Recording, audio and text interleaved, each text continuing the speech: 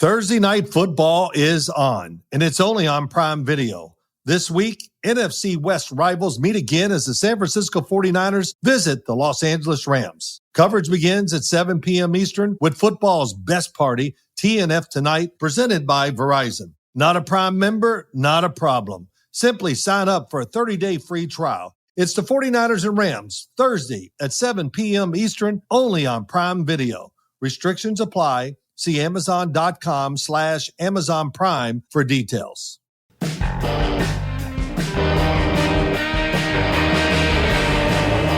Van Dam! Rob Van Dam! Rob Van Dam!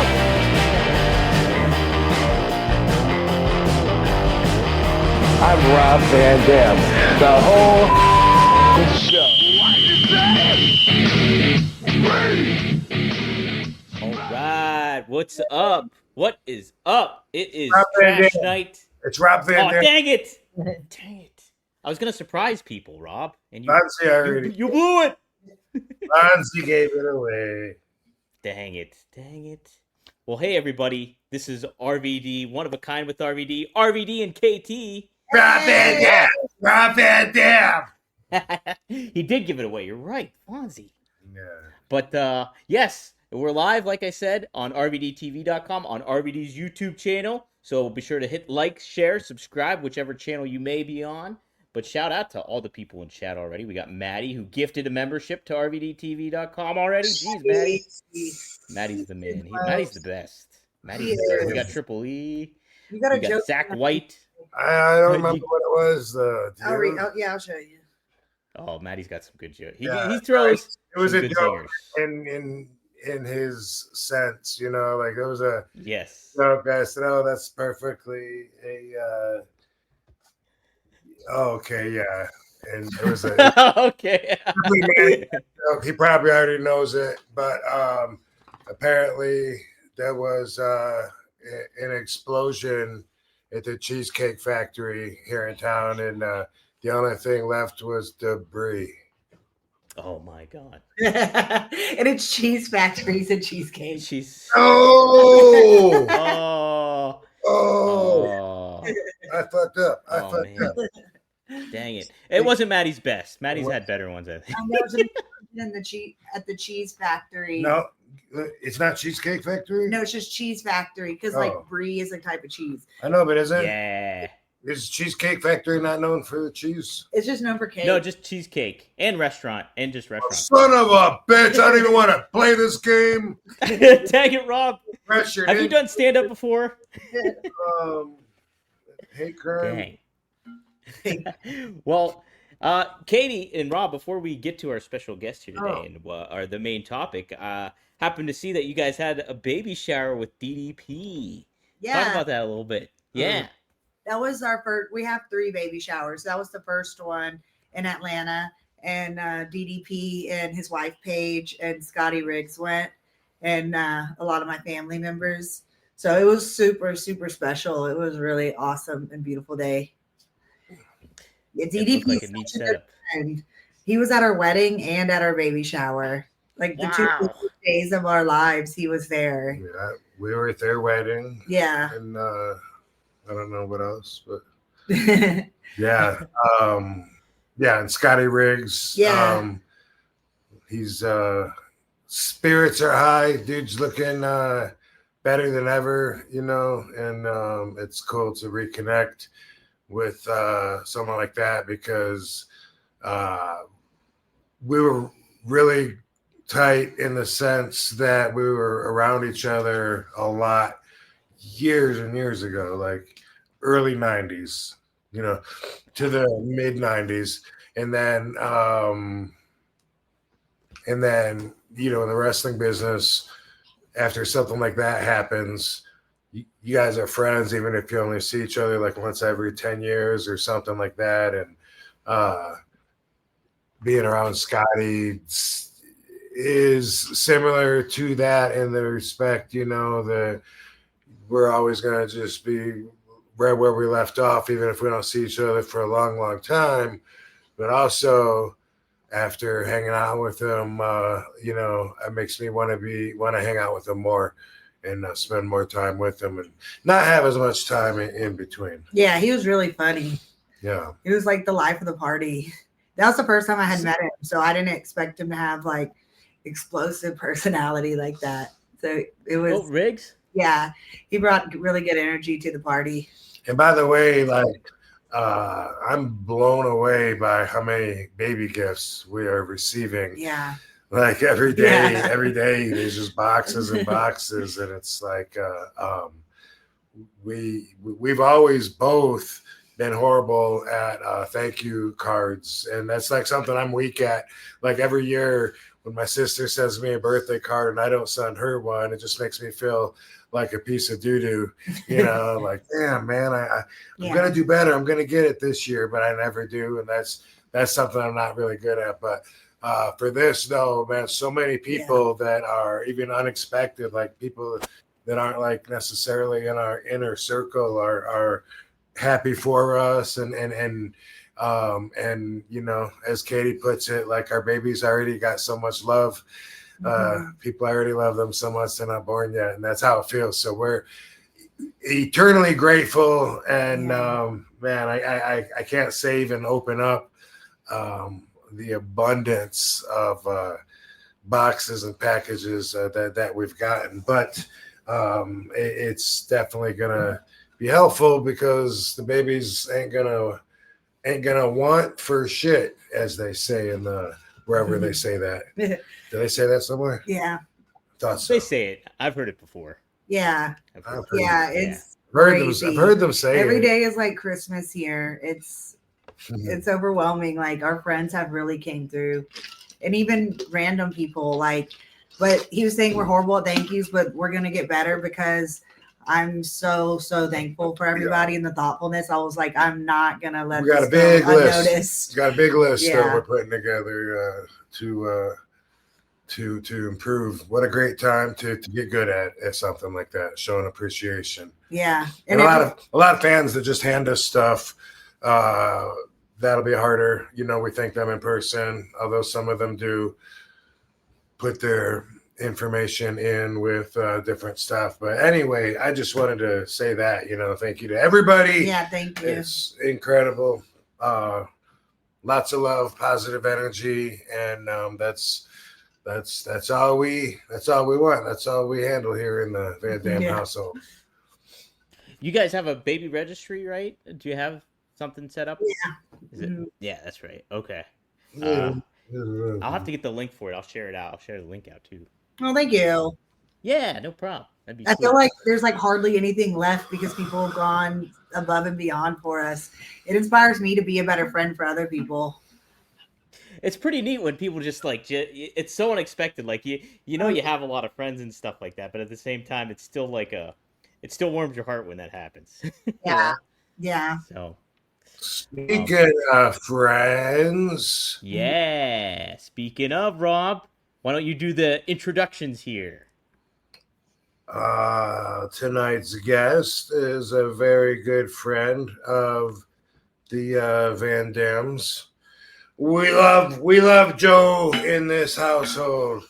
Filmmaker extraordinaire, cameraman, and more.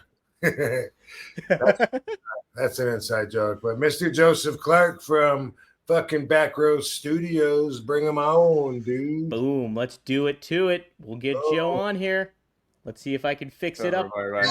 Hey, good to see ya. I was laughing at Joe. the camera guy joke. That was good. Yeah, did you go to cameraman school or study under cameraman Grand Wizard? Real quick, I just have to say, I have to shout out my friends, Kevin K, who you actually know him, Rob and Kitty. He took you guys to a show, and Harry. They texted me like a half hour ago. Not Kevin Kleinrock from Big Vision Entertainment, right? Fuck that. Trillion. Okay. But they texted me like a half hour ago saying that they were waiting for the podcast to start, and I was like, I'm sorry, Rob's eating tacos. Oh man, yeah. You know, and I told Katie, why don't we stay 6:30 from now on? And she said because then you'd be late and it'd be set. It just keeps getting moved. Yeah. Yeah. Yeah. but he needs the pressure to get him together. But he forced me to make him dinner before the Forced her. Oh, you made the tacos. Oh, cool. Maybe I might swing over later and grab some leftovers. They're famous. My tacos are world famous. My family Are they? For them every time. Also award winning. Am I right? Yeah. Oh, heck yeah. Award winning. Oh man. Yeah. So Katie, is that your specialty? Just make your request, and I'll make it for you. Okay, I'm inviting myself. Cool. Yeah, dude. So if anybody doesn't know, Joe Clarke is a movie maker, and our first project together was Headstrong, the documentary that is on Amazon and on Reels. And if you see it somewhere else, then we believe you. That was Tubi, and that was about me and dealing with concussions and awesome experience. And Joe and I want to do a bunch of projects together. We talk about it. And one of them that just got released like a week ago is the Sabu documentary. Joe and Sabu were working on this for a year and a half or so before he passed.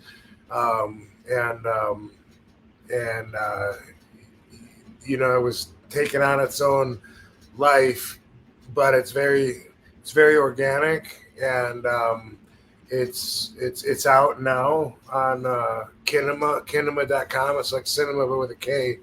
You don't have to have a phone app. You go there and watch it. A lot of people are ahead of you already, and we are getting great feedback from it. It really is going to bring you closer to the real guy than you've ever been before or ever could be. Yeah, Joe, how did obviously working with Rob and Headstrong and stuff, but how did you facilitate a relationship with Sabu and like kind of bring this to the table for him to kind of make a documentary about like this, him having his last match and following him around for this initially? Well, like Rob said, I mean, we were in the trenches with Headstrong, and Katie was part of that too. Like, I feel like I was in their lives for like 3 years, and putting that together was its own crazy whirlwind. And so since then, when you go through that kind of production and just that amount of work into something, you're always gonna be close after that. And so Rob and I, we always spitball different projects over the years. And about a year and a half ago, Rob and I were talking, and I threw out the idea of doing a documentary Sabu, and he said, yeah, that would be great, but getting Sabu to commit to that might be a challenge. And so I threw out the idea to just kind of the three of us get together and just chat. And so we met and talked, and Sabu and I, we kind of clicked right away. We're both Lebanese. He could tell that I had like great respect for what he did and just wrestling at large. And then, Rob and I asked him like, well, we want to do your story. Do you have any hooks, anything you're looking to do? And Sabu said that he wanted to have one last match. And I remember Rob and I looked at each other. We're like, okay, that's the perfect thing right there, And so that was the spark that lit the fuse. And from there, that's when the crazy ride started. And yeah, it's been a whirlwind ever since then. Yeah. So I saw the documentary. I just finished it today. I told you that off air and stuff like that. And what I really liked about it was the cinematography of it, and like how it was not your typical documentary or the expected documentary where you have sit down interviews all the time and like you get people's talking heads and people like that. It was really more the element of Las Vegas where Sabu lived, the environment that he was in, and Sabu following Sabu around. And so I thought that was a really, really compelling way. Was that your initial vision for the film, or did you have kind of a different aspect of how you were going to go about it? Well, thank you. I appreciate that. And it has been really rewarding to see the different feedback from people. I love just seeing the different reactions of people seeing and experiencing the film for the first time. And, one thing I wanted to mention to Rob was, it's funny, like we saw each other 3 nights ago at the screening, but we didn't really get to like chat at all. And the whole journey of the film could be a documentary in itself. That's how crazy it was. And after Headstrong, Rob and I, we both had really strong visions for what we wanted the film to be. And eventually, we found a middle ground and something I'm really proud of. But before even working and starting this project, I told Rob, I said, I can tell this is going to be a huge mountain to climb. It's going to be a really big project. And so I would like to request having that creative vision for the project, because I did have a very specific vision. I knew that things were going to change and evolve, but I wanted to make a wrestling documentary that I've been wanting to make since I was a little kid. And I give all the props in the world to Rob. I think that what he did was something incredibly rare in the documentary space, where he actually let me cut loose and have that vision. And, if you watch any WWE documentary, or I always compare The Last Dance with Michael Jordan, that was produced by Michael Jordan. And so you're going to have that gloss of what Michael Jordan wants in there is going to be there. And he can spin the narrative in different ways. It's still an amazing series, but I give Rob all the credit in the world. He never stepped in at a creative level. He never said, hey, you can't put this, don't put this. Our feedback was much more constructed based off of making the best film possible and the most impactful story. And so, Rob, I thank you for that. I think that was really cool, and that was very brave and vulnerable, especially for how close you and Sabu were. And to be honest, the first time I came over to your guys' house, I showed you and Katie the film. I was terrified because I knew how crazy the movie was, and I was like, "There's no way that Rob's going to go for this for being the movie." And I was shocked when he was as supportive as he was, and I've been continually surprised because even at people's reactions that I thought might not like it because it does go into different facets of Sabu, people have been super supportive of it and have taken it to in a really strong way. Yeah. Still looking forward to getting Desiree and Paulina's feedback on it, because as I told them, these are Sabu's sisters, as I told them, Sabu, I know he would approve of it.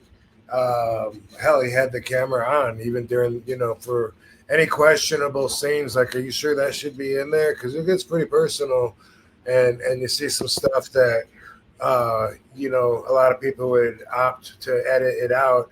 And then when you come down to it, Sabu knew the camera was on him, and so he was cool with it anyway. But having said all that, I think maybe, if anything, he might think it's a little too personal, possibly, which I don't know, but I could see the family thinking that too, because it is very personal. I mean, you see the guy with his guard down, you see him sleeping in a hotel bed. How much more can your guard be down than that? You know what I mean? But you see him around the clock. You get to see what Sabu 24 hours a day. And what's awesome is that, it's not about his whole career and all the ups and downs and stuff. It's about this guy on this day, how did he get here? Where did he come from? All that you got to come to terms with by the guy that you meet in this movie. This guy is a legend, and here he is at this point wanting to have one more match, and how important that is to him, how important the fans are to him, all the things that you really wouldn't know. You really, without watching this movie, unless you're a really good friend of his. Otherwise, you don't get that close to him. Right. I was shocked at how open and honest he was about everything. I remember the first time he's pretty intimidating if you don't know him. Once you get close to him, you understand more about who he is as a person, then he opens up more. But I was timid at first interviewing him because I was like, I don't know if I should ask about this or this. And I wasn't going for shock, just more respect for a conversation. And immediately I found out anything you asked him, he was going to tell you exactly how he felt in the moment. And that was something I admired. And we had like conversations where I'd be like, you are the most honest person I know, and I would love to adopt more of that in my life. And I asked him, like, do you ever get in trouble for that? And he said, oh, yeah. Me too. You know, Rob Call is back. so honest. Call back. Right. Yeah. Sabu was honest. I broke that up for a Bobby Fulton joke. That's I okay. liked it. It was okay. good. We haven't talked about Bobby in a while. So. But yeah, Right. So I know that he would be happy with this, and there is still room, actually, if No. for that movie that covers his incredible pro wrestling career, and starting when he was young, and wanting to be the Sheik, and there's definitely still room for that. That's a whole different story. Rob, Yeah, I what mean, was- that's so- what I heard you. Sorry, Dom, go ahead. I took. Oh no, you go ahead. You're fine. No. Well, it was funny at the premiere. My mom was at my mom was at the premiere, and she keeps asking me like, what does Rob think about the movie? What does Rob think about the movie? And I'm like, why don't you just ask him? You're gonna see him. So I overheard you guys talking, and how you said that you would have taken it in different directions, and I think that's what stands out about him is that he has such a you could do a whole series on him. And so it's less about this like overarching, you could do like 10 hours of him, but he has so many different stories that kind of have to pick your points. Well, that's what I liked about the documentary itself, because like as a wrestling fan, like a lot of ardent fans will know, oh, Sabu, I want to see this get covered and that get covered and that get covered. But if you're not a wrestling fan, I thought this was adaptable or accessible to the non-wrestling fan to be like, ooh, who is this person? Like, he's done this legendary stuff, and you kind of hit the high points or certain elements of what progressed his career from like his uncle and Rob and everything to that. But I think it was really tangible to an outside wrestling audience. Was that definitely on your mind when you were kind of setting this all up, Joe? That was 100% intentional. We could have easily done an entire retrospect on his career, but I wanted to reach non-wrestling fans. And so it was more about introducing who he was and how he got to the point of where he was at when we first started filming. And then people will be able to kind of, even if you're not a wrestling fan, still enjoy it, where you learn about him and then you kind of follow him along his ride. Because I think the rest of his story is so relatable to just, people in general. Absolutely. Yeah. Yeah, and it's not just there's different ways to tell a story, but listen to the fans tell you who he is, just by their reaction to him, that automatically fills a void, like, okay, obviously these guys respect the fuck out of him.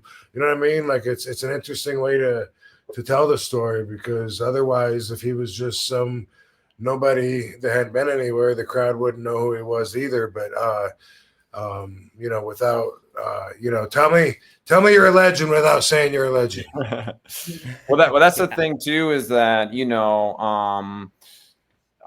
when I think about, like you said, Paulina or Desiree, like sisters who are they're beautiful human beings, and like I'm sure they'll go through quite an emotional roller coaster watching some of the things. And one thing, though, that I reconcile that with is that at the end of the day, Rob and I were there in his last chapter when not a whole lot of people were like looking to tell his story. And so I feel like we kind of earned those stripes by like sitting in that fire with him, no pun intended, where he would, we got to tell his story in a very cinematic, high quality way that he had never had before, that I hope serves as a big legacy piece for him. Yeah, I think this is like a long lasting kind of thing that I think, expands outside of the wrestling bubble, and is like just a raw kind of document, like just the environment, like I said, the capturing the vibe and the life of Las Vegas and Sabu living in it, I thought really translated very well onto the screen for that, and the decisions you made in that. And I think he will. I think he would appreciate the film. We had a conversation where, because people before the film was even released were comparing it to The Wrestler, And The Wrestler kind of has this stigma of being like kind of a downer, dark film. And I told Sabu, I was like, hey, I'm kind of getting vibes of The Wrestler for this, expecting him to be like, oh, no, I don't want that. But instead, his response was, oh, yeah, no, I want that. I auditioned for that movie. They took my ideas for that movie. No shit. He wanted to be a part of it like that. Yeah. How about that? That's interesting. Rob, from a thought process too, and Joe mentioned it, like that you mentioned it last week too, that you had your own vision for maybe what a Sabu documentary would look like. What did you initially envision, Rob, that you wanted maybe differently initially for the documentary? It's not so much like one big navigational direction. You know, it's more like just, you know, when Joe and I worked together, a lot of times we would do two different things, you know. So like with Headstrong, we were just learning to work with each other. And I know a lot of times Joe just wanted to get the job done because I was like so persistent and nitpicking, because I'm feeling the energy, and like he's got the education of the filmmaking, and I was feeling the energy, and I was like we have to end that song before we go into the next one, you know, and then it's got to fade in. That's the way, you know, we're gonna feel it. Like boom, it ends, and then it fades in slowly. We're on the beach, and he had to deal with so much that it was eventually, you know, like, okay, you know, what are the 10 most important things? That's all we're going to change, you know, and because he really wanted to get done. But so there was a lot of that. That's what he wanted to avoid a lot of with this. And a lot of it is just preference, you know.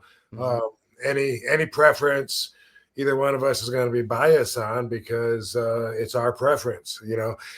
But for me, like, I'm totally was using the energy guide, like for everything, like feeling the energy as is perceived when I'm watching the product. And we only have so much to work with too, you know, when it comes to music and stuff like that. Sometimes we got to use stuff and put it somewhere because it's the best choice out of what we have, even though it may not be, you know, excellent best if we had other options. But you know, as far as a lot of that goes, we just, sometimes I would go left when he would go right, and we're going to get there either way. He tends to, in my opinion, favor more of an artsy kind of feel, you know, which is cool, and that's, you know, what you get when it comes across that way. But I think that's something, that's a perspective that I probably don't have as one of, you know, one of the more dominant qualities when I'm thinking of putting it together, or even just, you know, like I said, how it's perceived, you know, like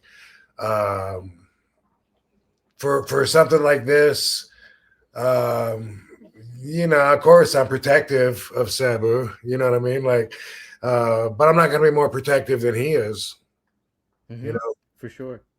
So it's like, dude, are you sure? I don't know if we should have shown that fucking shot of swamp water that he took in his ass, but he did it on camera, you know, like right in front of the camera. And that's his story that he's telling, which is very, very important to him. So a lot of decisions go into weighing out shit like that. And I think, you know, that's like I said, I think that's such a rare thing, especially as a producer on a film like this. That's why this film is so special to me personally, is regardless of what happens, you know, success wise, like the fact that you gave me that space to achieve that vision. If I never make another film again, this might be the most successful for that reason. And I'm shocked at how far it got with that vision intact. And so for you to support me and have my back in that, even if, you know, we might differentiate in some stuff, that was like super cool of you to do. And for that, I'm like forever grateful. Sweet. Nux. Very nice. Nugs. Joe, was there any elements that you felt like kind of uncomfortable putting in the documentary that did make it, or how did you navigate that with your values and stuff like that when making the film? Yeah, definitely. Like I said, I still get nervous. I feel like the film still is kind of ripe for controversy in a lot of ways, and I was very nervous. It was really funny. One of his good friends, Jim Hellaby, who is a really cool supporter. He was a big fan of Sabu. They became friends, and for weeks leading up to the film's release, he was just hyping it so much and posting every day. And he hadn't even seen a frame of the film yet, and he was like, "This is Joe's masterpiece. This is amazing." And I'm like, "Oh my God, dude! I think you better temper your expectations down." And so, like, of all the people in the world, I was like, he was like the perfect surrogate where I'm like, I really hope that this person isn't let down by this, because that would be like really sad, because I know how much he looks up to Sabu. And so I was weirdly getting nervous. And then like the film released at midnight, and it was like 9 p.m. here, midnight New York. And it like didn't work out, where he had to stay up all night. And he was like messaging me like, when can I watch it? And I'm just like, oh man, I can feel the pressure building from this guy, you know? And I woke up the next day, and I just had a message that said, it was perfect. and that's been something that's really, really cool to see, is that Sabu has probably the most intense and unique fan base I've ever seen for anyone, where he has a legion, like an army of followers. And it's been so cool to connect with them and watch them take this film and just like promote it and market it like crazy, where again, that's one of those things that we're just so fortuitous to have in our corner. Rob, was there something that you wanted in the documentary that didn't get maybe necessarily as much of a focus, or anything that conveyed Sabu as a person, or anything? Is there anything that stands out?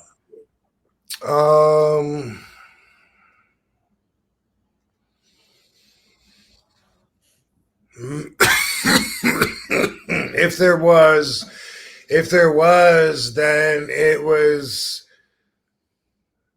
Sabu feeling like he was at his best. That would have been cool to capture, you know. And like the day of his last match, you know, of course he's second guessing himself. He's got laryngitis and he sounds weird, you know, and he's puffy. I don't know what's going on with him. But he's, you know, feeling like, and he's even saying up to that, you know, that, you know, I'm not going to feel, you know, like I'm at my best, but I don't want to just feel good enough, you know, and he's going through all these mind games, and it would have been cool to see him, you know, really rocking it, have everything gone perfect in his mind, so that he could have, you know, been like, boom, fuck yeah, that was sweet. And I know he would have wanted to wrestle more matches afterwards. He did anyway, because he already felt like he could have done better than he did. And he did good. I liked his match. I thought it got a lot of good feedback before all the Kratom talk got out. And then everyone was like, well, he shouldn't have been forced at his age to go into there when he couldn't walk, and all this bullshit that came out afterwards, you know. All that you see in the movie too. It's funny when they super glue his feet, by the way, because he really needs a pedicure, and his feet are so chapped that I can't imagine the super glue is doing anything. You got cracks in your super chapped foot, and then he super glues it, and whoever did it is like, does that feel good? And he's like, yeah, I know that feels better. There's no way you felt that, dude. Like that thick ass chaps. That's what I was thinking too. I was like, how does he feel that? No way you felt that. I gotta say too, for the last match, Rob, I don't know if you remember this, but we had a conversation a couple months before, because I had watched Sabu's matches from the last few years, and they were pretty rough to watch. And he knew it too, because he's very open and talked about that. And I remember thinking, I know we're making a good film, but I'm very nervous about the quality of the last match to make him look good. And I want him to feel good about it. And I remember talking to you of like, basically we're trying to come up with gimmicks, either with the camera or we even talked about not showing the last match, almost like the wrestler does, where he walks out and it cuts the credits. Because I was like, how are we going to make this like, how are we going to pull this off? And to be honest, and I told Sabu this later on, I didn't have a lot of I was very nervous that it would be one of those like, we're watching Father Time past his prime, and it's kind of just like a sad thing. That was my expectations going in. So I was thinking of ways on how to film it to help, almost like a Paul Heyman, like cover up, you know what I mean? And like make it seem better than it was. And I have to say, I was completely blown away by his performance that night. And I think that he hit a level of artistry that he was already a legend, but to see and be in that moment, and I think the way that's captured on the film, I think it's one of his best matches ever, just for the emotion and the lead up to everything, with the crazy bumps and just to everything he put into it. It was a complete spectacle. And I think he knew that, and I was happy I got to tell him that. And he felt it too. And I knew that, yes, he wanted to keep going, but I think he knew he pulled a rabbit out of his hat that night. Yeah, everybody talking about the match all weekend at WrestleCon. It was like the viral thing of the weekend. I told Rob that and Stone Cold driving the 4-wheeler, the most talked about things the whole weekend. The most talked about. Well, that's too. Maddie makes a super chat asking me like what I thought about it live, and yeah, you guys nailed it. Like Joe, it was like the spectacle of everything, how they set it up throughout the venue itself, the Pearl Theater, was really a Hammerstein-esque like to me in a lot of ways, and Sabu, him showing up. And then having that brutal kind of match, but hitting these highlights that really harken back to ECW at the same time, I thought it was the match of the weekend. Honestly, I really did. And like I went to WrestleMania. Well, I saw WrestleMania like on television and stuff like that, and I was like, nothing compared to the Sabu, like the environment that whole match created. So, yeah, I thought it was the best match of the whole weekend, to be honest. Thursday Night Football is on, and it's only on Prime Video. This week, NFC rivals meet again as the San Francisco 49ers visit the Los Angeles Rams. Can the 49ers throw the Rams off their game, or will the Rams set the pace and keep it? Maybe one of the most underrated players in the history of the NFL, quarterback Matt Stafford. He leads the Rams against the 49ers. Can he make enough plays for them to win the game? Don't miss this clash. Coverage begins at 7 p.m. Eastern with football's best party, TNF Tonight, presented by Verizon. Not a Prime member? Not a problem. Simply sign up for a 30-day free trial.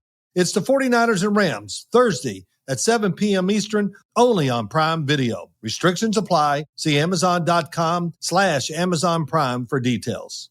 So, it's definitely, yes. I would think, one of the best matches he's had in years. And so, like even before he even pinned Joey Janela, he was already wanting to do it again. I saw him in there saying, trying to like he didn't want to pin him. He wanted to call it and didn't want that to be his last match, and I can't say exactly what he was thinking when he was doing all that. That's the way I took it. But I do know from talking to him afterwards, he was like, it was good. It was good, but I definitely got more in me. And then he was saying he wanted to work with me, which we talked about maybe making it a barbed wire match to make it special, just because I haven't been in one. But he liked that idea a lot more than I did. I bet. Yeah. Well, yeah, it's funny too how like the trajectory of. I remember the very beginning of filming. Like Sabu would like ghost for 2 weeks, be hard to get a hold of. He wouldn't want to do it. I'd be dragging him along. And then by the end of it, our last phone call, I was like, I didn't have the heart to tell him, but I was like, hey man, we're only going to do like another scene. And I think this movie's done. And he was like, no, we got to go to Japan next. That's the next match. So that's part 2. Yeah. Part 2, Neil. Well, I thought what the documentary did do too was dispel a lot of that wild speculation of, the Kratom stuff, the hotel, what Sabu's demeanor was like in the hotel, everything to that effect. Like I don't think it was erratic. To what Rob was saying, it was like he was nervous, and I think it dispelled a lot of that misconception that got online. And so I like that aspect of the documentary too. It's like, hey, take that on social media for everything. Everybody trashing Joey Janela, everybody trashing like the quote unquote irresponsibility of GCW, where it was just it was Sabu was nervous. That was a lot of part of it. Yeah, something some people pointed out. The only person you see giving Sabu kratom is me. Yeah, yeah. That's hilarious. Yeah. That is true. It's true. Yeah. So, Joe, was there initial worry too in that scene? Because I was thinking about that scene where Rob was giving him kratom. Was there initial worry that people were gonna jump to conclusions when you had that in the documentary after the fact?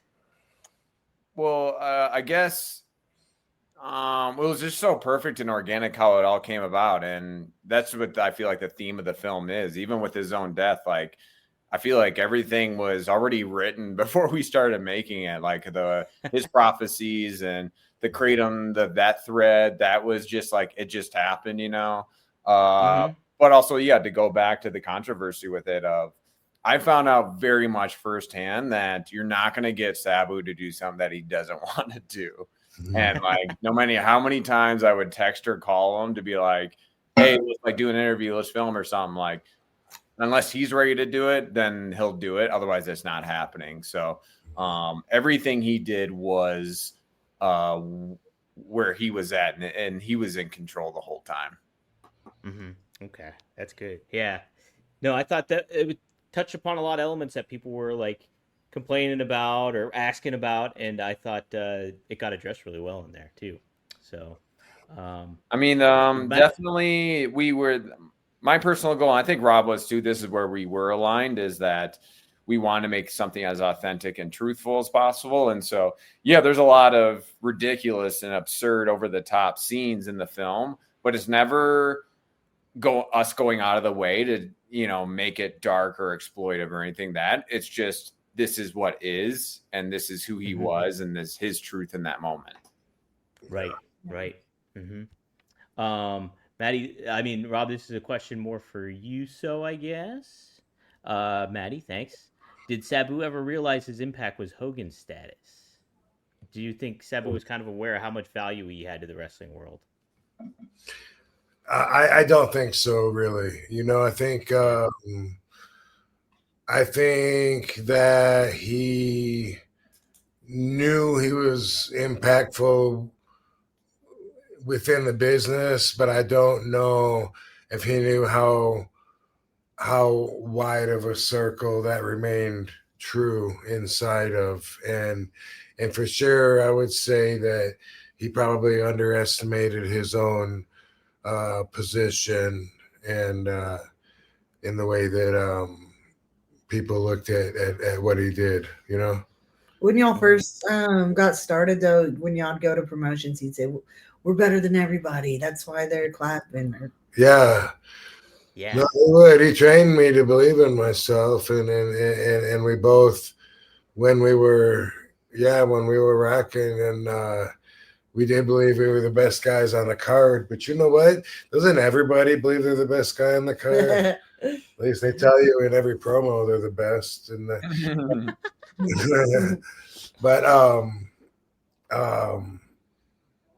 but it wasn't like, Hulk Hogan's, that's there's several $100 million space between those brackets there, and he's Hogan's like the god of wrestling. So He'd be a hardcore Hogan. He's like hardcore, in certain ways, because it's like he transcended the sport. Yeah, I'm sure he didn't look at himself like that, or he would probably be in a big mansion on the beach somewhere. Although he would give that away anyway. Right. Yeah, for sure. Joe, how about you? Let me ask you a question, Joe. When you were walking with Sabu, like downtown, probably many times, right, while you were filming, like to the Nerd and back and whatever. I wonder how many times did you see him obligate him giving money to solicitors, street solicitors that are standing there, with their hand out for money. Like, how often? They put it that way. Was it like every night or like every other night? Yeah, it's what was cool was that the very first day of filming, I just happened to be recording when he did it at the bus stop, and he went and handed a few bucks to a guy, and we had a good conversation about that. I think everything that worked out with this film was just like perfect and how organic and natural it came about, because I think one of the reasons Sabu let me into his life is that first night we talked, I didn't know his perch, his him wanting to help other people, and so I told him I was like trying to like, hey, like I've made other films, and I said I just got finished working on this documentary about homeless people in LA, and I noticed him like perk up, like, oh, that's like really cool. And so I think that actually was a cool connection between us that allowed a little bit more trust for him to let me in. Is that I was putting like a spotlight on, some homeless artists in LA. And so, but yeah, to answer your question, like, it's crazy that the very first day I literally filmed him giving money to someone. And yeah, in some ways, it's almost like he had a direct bond with homeless people, for lack of a better word. And that one makes it in the movie. But I bet a bunch of times when you weren't on camera, he was splitting his money with them. Like every time he walks out of a gas station, he like splits whatever he's got with them, right? I mean, yeah. And I think someone at his memorial service, I think his niece was telling me that she asked if I had met this person that was living on the streets that supposedly he was like consistently buying dinner for and helping out. And I never met that person, but I think he actually went beyond that, where he actually had relationships with some of these people and was helping them out on a consistent basis. Yeah. Wow. Joe, what is the documentary you did on the homeless people? So that one's not released yet. It's called Homies. We actually filmed it before this, but if I follow like a homeless rapper through LA, Chris Brown is in the movie. It's like a crazy journey. And so, yeah, hopefully it's wild. Since the time we finished that, I have filmed and completed and released this film. So that's just how the movie business works, I guess. Well, what inspirations, I guess, did you pull from whether it's other documentaries or other films to kind of give the aesthetic and the feel that you got with the Sabu documentary? That's a great question. I'm going to like volley it up to Rob. But so I was 10 or 11 when I saw Beyond the Mat and Wrestling with Shadows. Those were like a huge influence on me. And I remember them feeling like edgy as a kid and like more real than even the wrestling I was watching on TV. I guess, Rob, you're in Beyond the Mat, correct? Like during the Paul Heyman when he's like backstage giving the speech and stuff? Yeah, I'm in it. What what were your thoughts on those two films? Like, I'm sure you were just in the thick of your career, but did you notice them? Was that like a talking point, those two documentaries? What was the other one besides Beyond the Mat? Wrestling with Shadows, the Bret Hart. Oh, the Bret Hart one. Yeah, the Bret Hart one. Yeah. That's a good one. I wasn't looking at them like a movie maker. I hated Beyond the Mat because we were, we still had the closed door policy, and this guy was wanting to film us while we're getting ready for our matches and shit, and it pissed me off. The whole Sabu clique was angry, and the guy was it Barry Blaustein or yes, was that? The guy got sabotaged, probably more than he ever knew, because like when he would leave like the camera, it was on a big ass camera with VHS tapes recording on it, and there'd be a stack of VHS tapes or whatever, and some of the guys would be on a mission to sabotage him, and they grab some of those VHS tapes and like put them in holes in the wall. They go, Oh my God. yeah, they go between the 2x4s beyond the yeah. All his work on the Yeah, Man. like when they remodeled the ECW arena, 2300 arena, they had some VHS tapes in those walls. It probably worth something, but I would love to watch that. I don't know if they ever Could you looked at imagine? them. They probably just threw them away That's- without looking at them. But yeah, and then when I saw the movie, I thought it was so good. I wished that I had participated in it a little more without blowing kayfabe the way they wanted me to.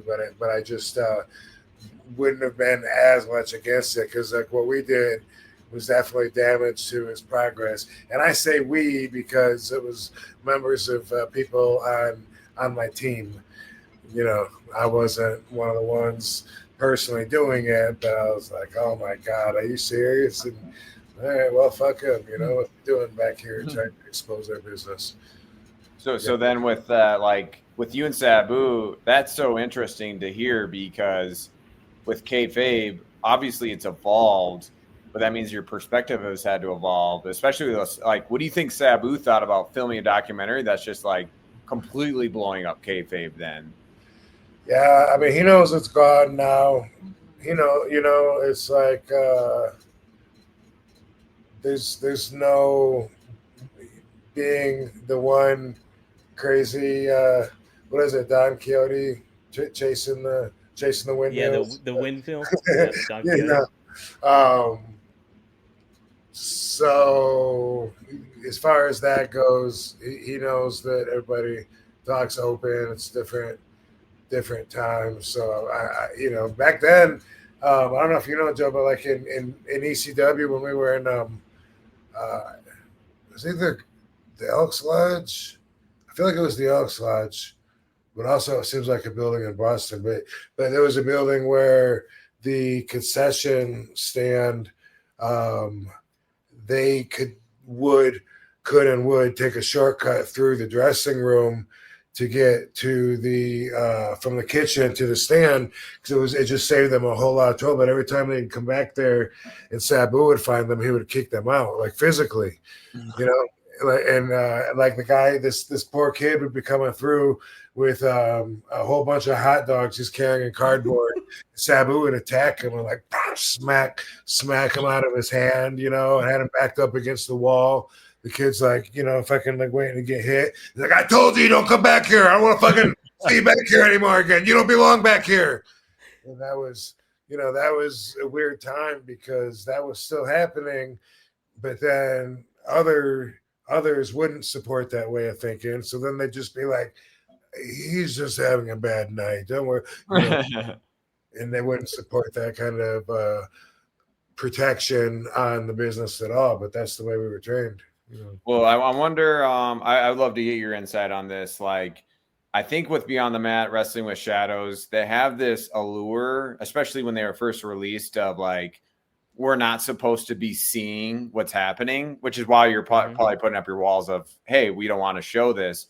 So it's like almost has this dangerous element to it, which I feel like Sabu, the documentary, has some of that where you're watching super personal things about him. But at the same token, I feel like he was still performing in his own and working in his own way, even within that wide open space where I couldn't even tell what was a work and what was not. I mean, we were talking about the coffee scene earlier, and I talked to Ruben, his friend, after the screening, and he was like, that was Sabu, that was him showing off. That's what he said, Yeah. So I was like, oh, interesting that like, even in this space where kayfabe is dead, theoretically, he's still finding ways to work. That's what I liked about Sabu too, and like when he would work the dirt sheets and stuff like that.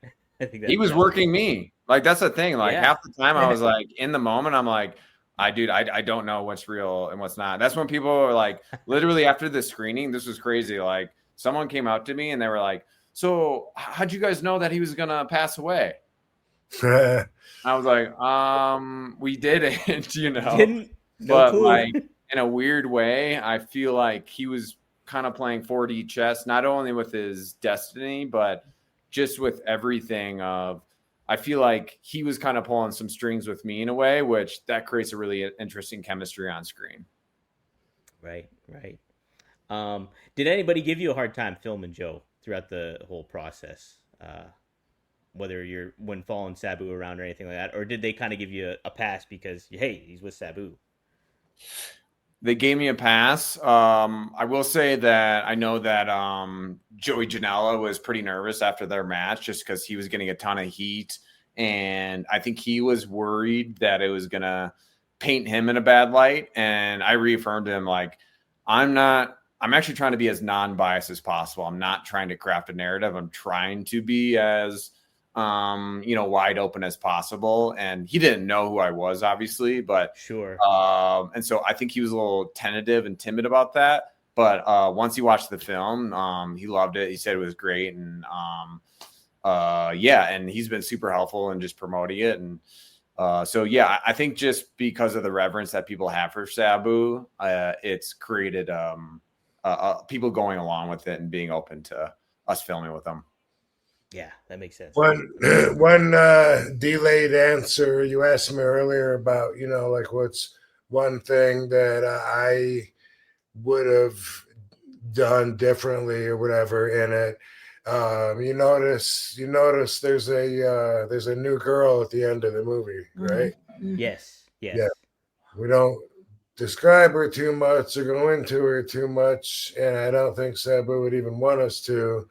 But obviously, you can see that he was trying to, make things work with what he had, and I think that it does tell that story. But I think I could have done without seeing her face as much as as we do. She's horrible. Oh, okay. So that's I met her briefly, when I was in Vegas, but so it didn't seem like she seemed a little all over the place. Made it very challenging for all of us to deal with getting Sabu's things and really.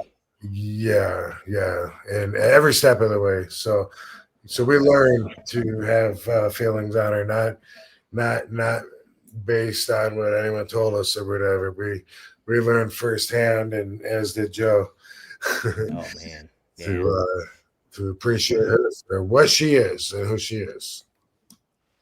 Well, cool. Yeah, no, it was definitely obviously a part of his life at that moment in time. So it's like, yeah, it makes sense that it's in there. But yeah, it's unfortunate she gave you guys a hard time, but all you guys a hard time. He never introduced me to her, and I've been around them, 2 or 3 times when they were together there towards the end, and he didn't introduce me to her, so I didn't even talk to her until after. Oh, really? Okay. Yeah. Wow, yeah. I just met her. I mean, I think it's one of those things where it's messy, and it was. I think that they were both doing, whatever. It was messy, to say the least. Mm-hmm. We didn't gloss it, and I think in some ways too, like if you put a spotlight on all of our lives, like you can find some relationships in my life that are just as much of a train wreck, And so I think in a weird way, like the easy way would be to construe something one way or another. But, even with her, I didn't want to just, I think it would have been easy to edit things one way or another, but I think that it's non-biased across the board, even though exactly Rob, have certain preferences. I do think, well, to your point with like Joey Janela was concerned with what it was, but like I thought it was a completely unbiased look, and the viewer themselves can make that assessment about it. And that's the kind of the vibe I got from her too, Rob, even before you guys. I didn't know that you had that much like tension but even then, like on screen you can see like there's like a fight scene between them. Yeah, there's a little fight scene, and it's real. Yeah, in the kitchen. In the kitchen and stuff. But it's organic. It is what it is, and like I said, you could see he's dealing with what he's got, what he's got right now in his hands, and at the same time, he's kind of saying that he's ready to go be with Melissa and his mom and Sheik. Yeah. No, it was just very well set up, and I think, you painted a whole portrait, and I think it was, I think you hit the mark there, Joe, for sure. Awesome. I appreciate that. Yeah, you're welcome, man. Let's look at some more super chats. This was an early one from Maddie. What do a gynecologist and a pizza delivery person have in common? Both of them get to smell the goods, but neither of them get to eat them. That's funny. You should say Crocs joke. The Crocs. I love that joke you told me. Like Crocs are like. I showed it to you. I didn't tell it to you. Oh, okay. It wasn't mine. Okay. There's a Crocs. Crocs are like a gay blowjob. It feels good till you look down and realize you're gay. Yeah. You nailed it, baby. Thank you. Good job. That was way better than Rob's cheese joke. Yeah, the cheesecake joke.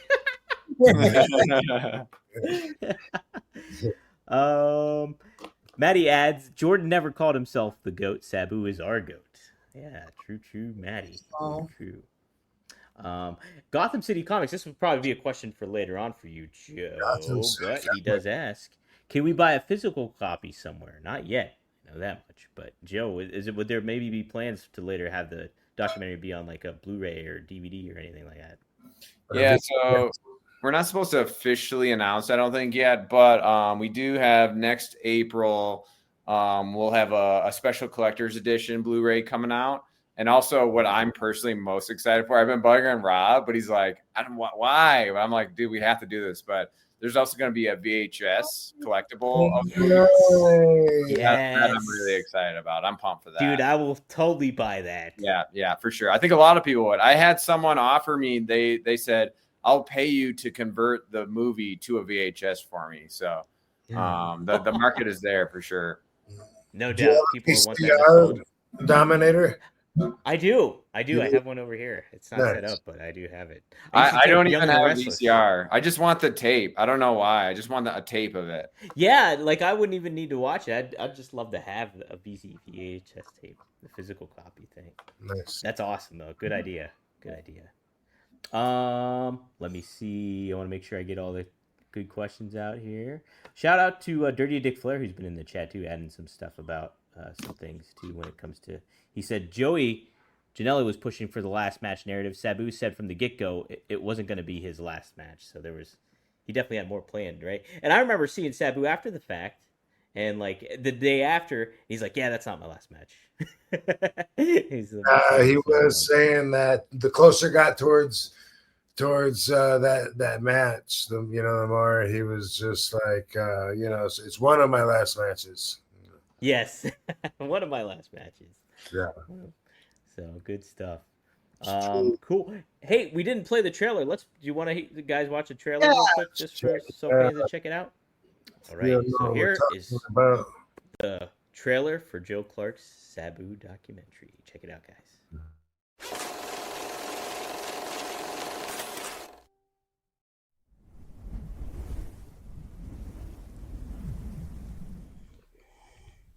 That's how I spend most of my day. Homicidal, suicidal, genocidal, and extreme to the bone. What happened to Sabu? Never got the accolades, never got the money he deserved, and almost killed himself for every promoter he worked for. You want a match? It's gonna be your last one. I don't know. There's no story. No planned out, premeditated story that I know of. Unless, if I was to maybe die tomorrow, then that'd be a good story.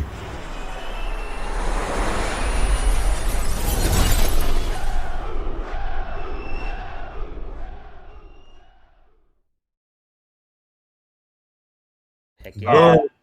Which, of course, no matter where you're at in the world right now, it's past September 15th, so you can watch it tonight. Well, Rob, what's been your experience? It's just, this is like weird, but like people trying to figure out kinema is so interesting to me because I'm just like they can't grasp the idea of going to this website to watch the film. What's been your experience so far? Well, like I didn't even know until yesterday or the day before when I think I heard you or somewhere I got the kinema.com and before I was just telling everybody when they say where do I find it, I would say just find kinema, and they'd be like, okay, cool, I'll find it. And I didn't even know like if that was an app they had to get or what. And then when I realized, just go to kinema.com and you can watch it. It's like $5.99 or $6.99. It's boom, without needing to download any software or anything. So I just started yesterday with that new angle, letting everybody know, because everyone would just kind of say, okay, I'll find it, and then I figure everybody knows more than I do about like that. Well, it's interesting. Like we're releasing this film completely independently. We're not like a big Hollywood studio, and so eventually it'll be on your Amazons and Apples. But they're such big companies that they kind of are in control of everything. So like we wouldn't even be able to pick a release date. So I picked Kinema because we could actually hype it up and get people excited for it rather than just dropping it randomly, it's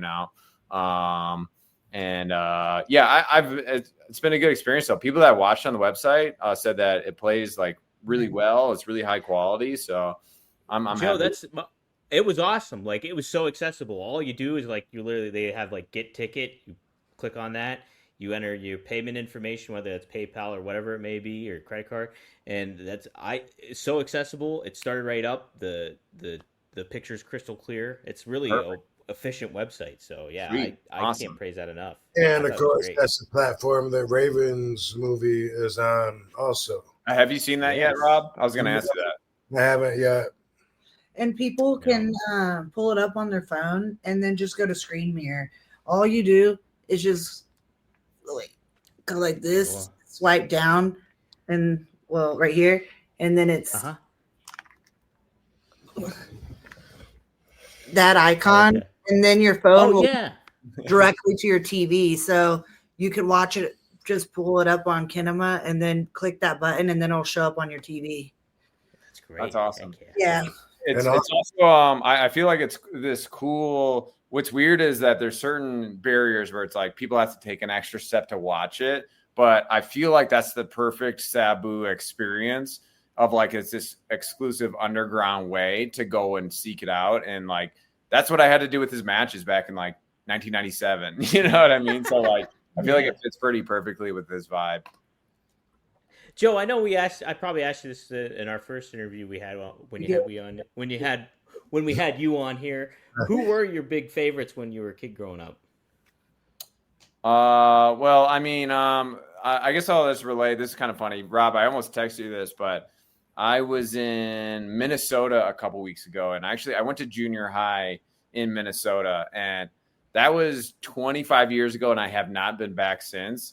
And so I drove to my junior high just to like look at it, reminisce. I took a picture of it, but I weirdly have this very specific memory that I've told Rob like a million times, but I was in a computer lab and I discovered the stretcher match between RVD and Sabu. And I was like in the back and I was like downloading, trying to like hide me. And I was like, this is nuts. I've never seen any match like this before in my life. And like watching like an 8 megapixel video on this like really crappy computer in the back of this computer lab. So Rob, I'll send you the junior high where I discovered you for the first time, you and Sabu. Yeah. Were you able to pick out Tony Khan in the crowd? Is that a real thing? Yeah, that's a real thing. He was there. I picked him out. I found him. There's a clip of that match in the Sabu documentary. Yeah. Oh, when he hits his legs. And, I remember seeing that for the first time, being like, when he hit his legs, it's like one of the craziest things. The suplex, people, Rob flipping onto the stretcher. Like, I remember my mind just completely imploding while watching that in junior high. Yeah. And that was the weird thing too, is like I've seen so many ECW matches and shows, like they're in the ECW arena, and that one's in the ECW arena. But for some reason, when I watch that one, it feels like a different venue, but it is the ECW arena. Yeah. Funky. Yeah. I wonder, like I feel like I had certain matches where like one of my big matches, my first pay-per-view was Over the Edge 1998. It was Stone Cold versus Stu Love. And like as a 10-year-old, it completely solidified that I wanted to be like a storyteller for the rest of my life. Like that's how much it impacted me. And who knows, maybe Tony Khan was in the audience that night and that was like AEW someday will happen, like you guys could have influenced them in a really, really profound way. What did your mom think of watching wrestling, Joe? Because last night it looked like it was hard for her to watch the wrestling clips. She didn't like the bloody yeah. scenes. I don't think she quite understands the world or the sport itself. She has like a tough time clinging onto it, which that was part of my motivation for. I've had a lot of people in my life like that are like, I don't understand, like what is it? And so I feel like I was trying to make this film as a bridge to help understand it more. But she said she got caught up in the barbed wire scenes, like where she like her adrenaline was going. I think she was into it. She's kind of a sadist in that way. She loves like Final Destination and like all those. Oh, really? This fits her wheelhouse kind of perfectly. That's great. That's funny. What I want to ask too, have you gotten non-wrestling fans give you feedback about the documentary, like what their initial thoughts are or anything? I'm starting to have some of my like non-wrestling friends are watching it, and I think as the wrestling community pushes it out, that I'm looking forward to hearing those reactions the most, I would say. But I think the things that just stick out is just we talked about, like, people keep texting me about the coffee scene, like I think it's so over the top and crazy that that's why I told my sister the other day. It's like, as wrestling fans, we want to see what Sabu is going to do in the ring next for his next spot. But now as I'm watching the movie, I'm like, it's kind of what he's going to do outside of the ring for his next spot. That is like the real draw, Yeah. The first time you came over and we watched the documentary, I think me and Rob both were like shocked by that. And y'all know Rob doesn't get shocked, but we both like, oh my gosh. That's why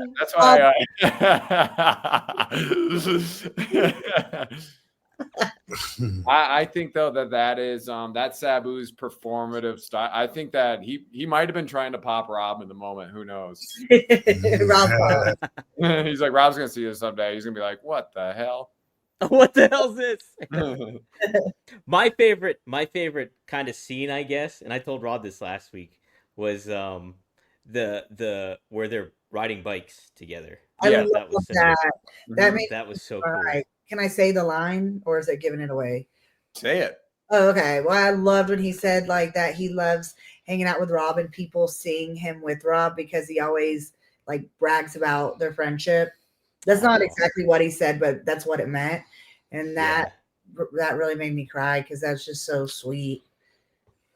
Yeah, I love their friendship highlighted in the film because, and this is where as a fan I get to mark out, like when it's just them hanging out talking, like that's almost that's the most interesting kayfabe break because it's literally just two friends hanging out. Like I liken it to like kids in a sandbox, just like chilling, like, and I feel like that energy gets across big time where, I mean, if you would have said 20 years ago, there's a scene in a movie where it's RVD and Sabu and they're just smoking a joint, hanging out, you'd be like, that's the best movie scene ever. Right. Yeah, it's really special. Well, what I liked about that too is that touches people on a human level. Like a non-wrestling fan, if they see that, like that initial way that you kind of set that up, not that it was set up, but like presented Rob and that friendship with one another, I was like, oh man, a non-wrestling fan's going to be able to associate with that and be like, those guys have been friends forever. And then that carries on throughout the whole documentary too. You see that. So I like that a lot too. I got emotional at the end, I will admit. Yeah. I got emotional. Thursday Night Football is on, and it's only on Prime Video. This week, NFC rivals meet again as the San Francisco 49ers visit the Los Angeles Rams. Can the 49ers throw the Rams off their game, or will the Rams set the pace and keep it? Maybe one of the most underrated players in the history of the NFL, quarterback Matt Stafford. He leads the Rams against the 49ers. Can he make enough plays for them to win the game? Don't miss this clash. Coverage begins at 7 p.m. Eastern with football's best party, TNF Tonight, presented by Verizon. Not a Prime member? Not a problem. Simply sign up for a 30-day free trial. It's the 49ers and Rams, Thursday at 7 p.m. Eastern, only on Prime Video. Restrictions apply. See Amazon.com/Amazon Prime for details. Most people are. I remember, I mean, I was getting emotional before he passed away watching it, and I couldn't quite put my finger on why, but like you could just kind of feel his sadness coming across, and you want to help him because he's just like a really nice guy. And then after he passed away, it just becomes that much more depth filled where, I mean, I'm proud and honored to be associated with that emotional depth because I think that reaches a lot of people. Right. Anything that you wanted to do that didn't make the documentary, Joe, in particular? I was actually thinking about this today. This is kind of a crazy story, but I'm going to tell you guys. Okay. There's a Nude scene. The nude camera guy. Oh, the nude scene. Nude camera guy. Dr. Scott. No, I actually have that one. That's on my computer. I'll show you guys later. No, there was I was thinking about it today. I've been thinking about it because I'm so mad I didn't have the balls to pull the camera out and start filming, but it was right after the coffee scene. We were in the hotel room, we were getting ready for a show, and we were in the middle of New Jersey, and I didn't have a car, and he wanted to dye his mustache, his hair, and his eyebrows and stuff. So I had to go to like 3 different CVS's to try and find like a specific brand of something. Took forever. Got back, and this is where like anytime he gets close to a show, he's very anxious and hyped up and just like all over the map. And so he starts he's put on like the dye like all over, and he looked like the Joker. It was so funny to film that. And like he was running around being really chaotic, and I was like, I didn't know, I was like nervous to pull the camera. I thought he'd be like, don't record this. But Right. to this day, that's my biggest regret. I think that would have changed that scene alone would have changed the complexion of the film even more drastically. So I'm kind of upset I don't have that. That was an amazing moment. Oh man. Oh, you didn't want a chair to the face. He might have. Yeah. Right. Let's see. No, that was just great stuff. Tony said That's funny. This did something else. Yeah, Tony just said there was dye everywhere. Oh gosh, I can That's hilarious. Yeah, we ruined so many hotels. Yeah, told you. that's Holy funny. smokes. Well, who else in the wrestling world would you think would make a fascinating documentary piece too, Joe? Is there anybody else that really stands out to you? What a fascinating subject that would be. Well, Maybe not a wrestler even, just like a topic of wrestling too. My dream of dream is Jackie Chan. Really? That's my guy. That's yeah. Ah. But I feel like Rob. I'm sure you guys have heard this. Like, I feel like the universe has randomly been throwing Mike Awesome at us. I don't know if that's just. I don't know. I feel like that's a really powerful story. And then Rob texted me. I actually don't know that much about her, but Kimona. I think that just seems super compelling. I don't know very much about her at all. Rob, maybe you can tell me a little bit about her. That actually was a joke. Oh, really? Yeah. Oh, dude, it sounds awesome. From ECW. Yeah. She was so Kimona sexy. Like so many girls pretend I just and said that try to because she be was hot. sexy. Yeah. And Joe like Asian women, but she for anybody. True. This is now you know why I want to make this film. Right? Hey, let's say. She like so many girls try to be sexy, but she really was so sexy. Her dance moves, her body, she had it going on. Hell yeah. Organically without I made a clip. Too hard. I made a What? clip of that. I made a clip of that story that Rob had told a story about Kimono Wanalea with Oh my gosh, Dreads. Dreads, Last week. Dreads. And so I was like I was making a YouTube thumbnail and I was like, Kimono Wanalea. And I like type it into Google and I was like, holy smoke, she's attractive. And I'm like, so I took some extra time making that edit. So it's pretty cool. Rob, I'm just curious, just for kicks on air, what story hook would you, as a friend of Mike Awesome, what would you find the most interesting, just off the top of your head, an angle for it? Would it be a retrospective, or like, how would you tell that story? I'm just curious. I think the fact that when I think about what you just said, I think about his career and his ascension as a superstar and how he only went up so high.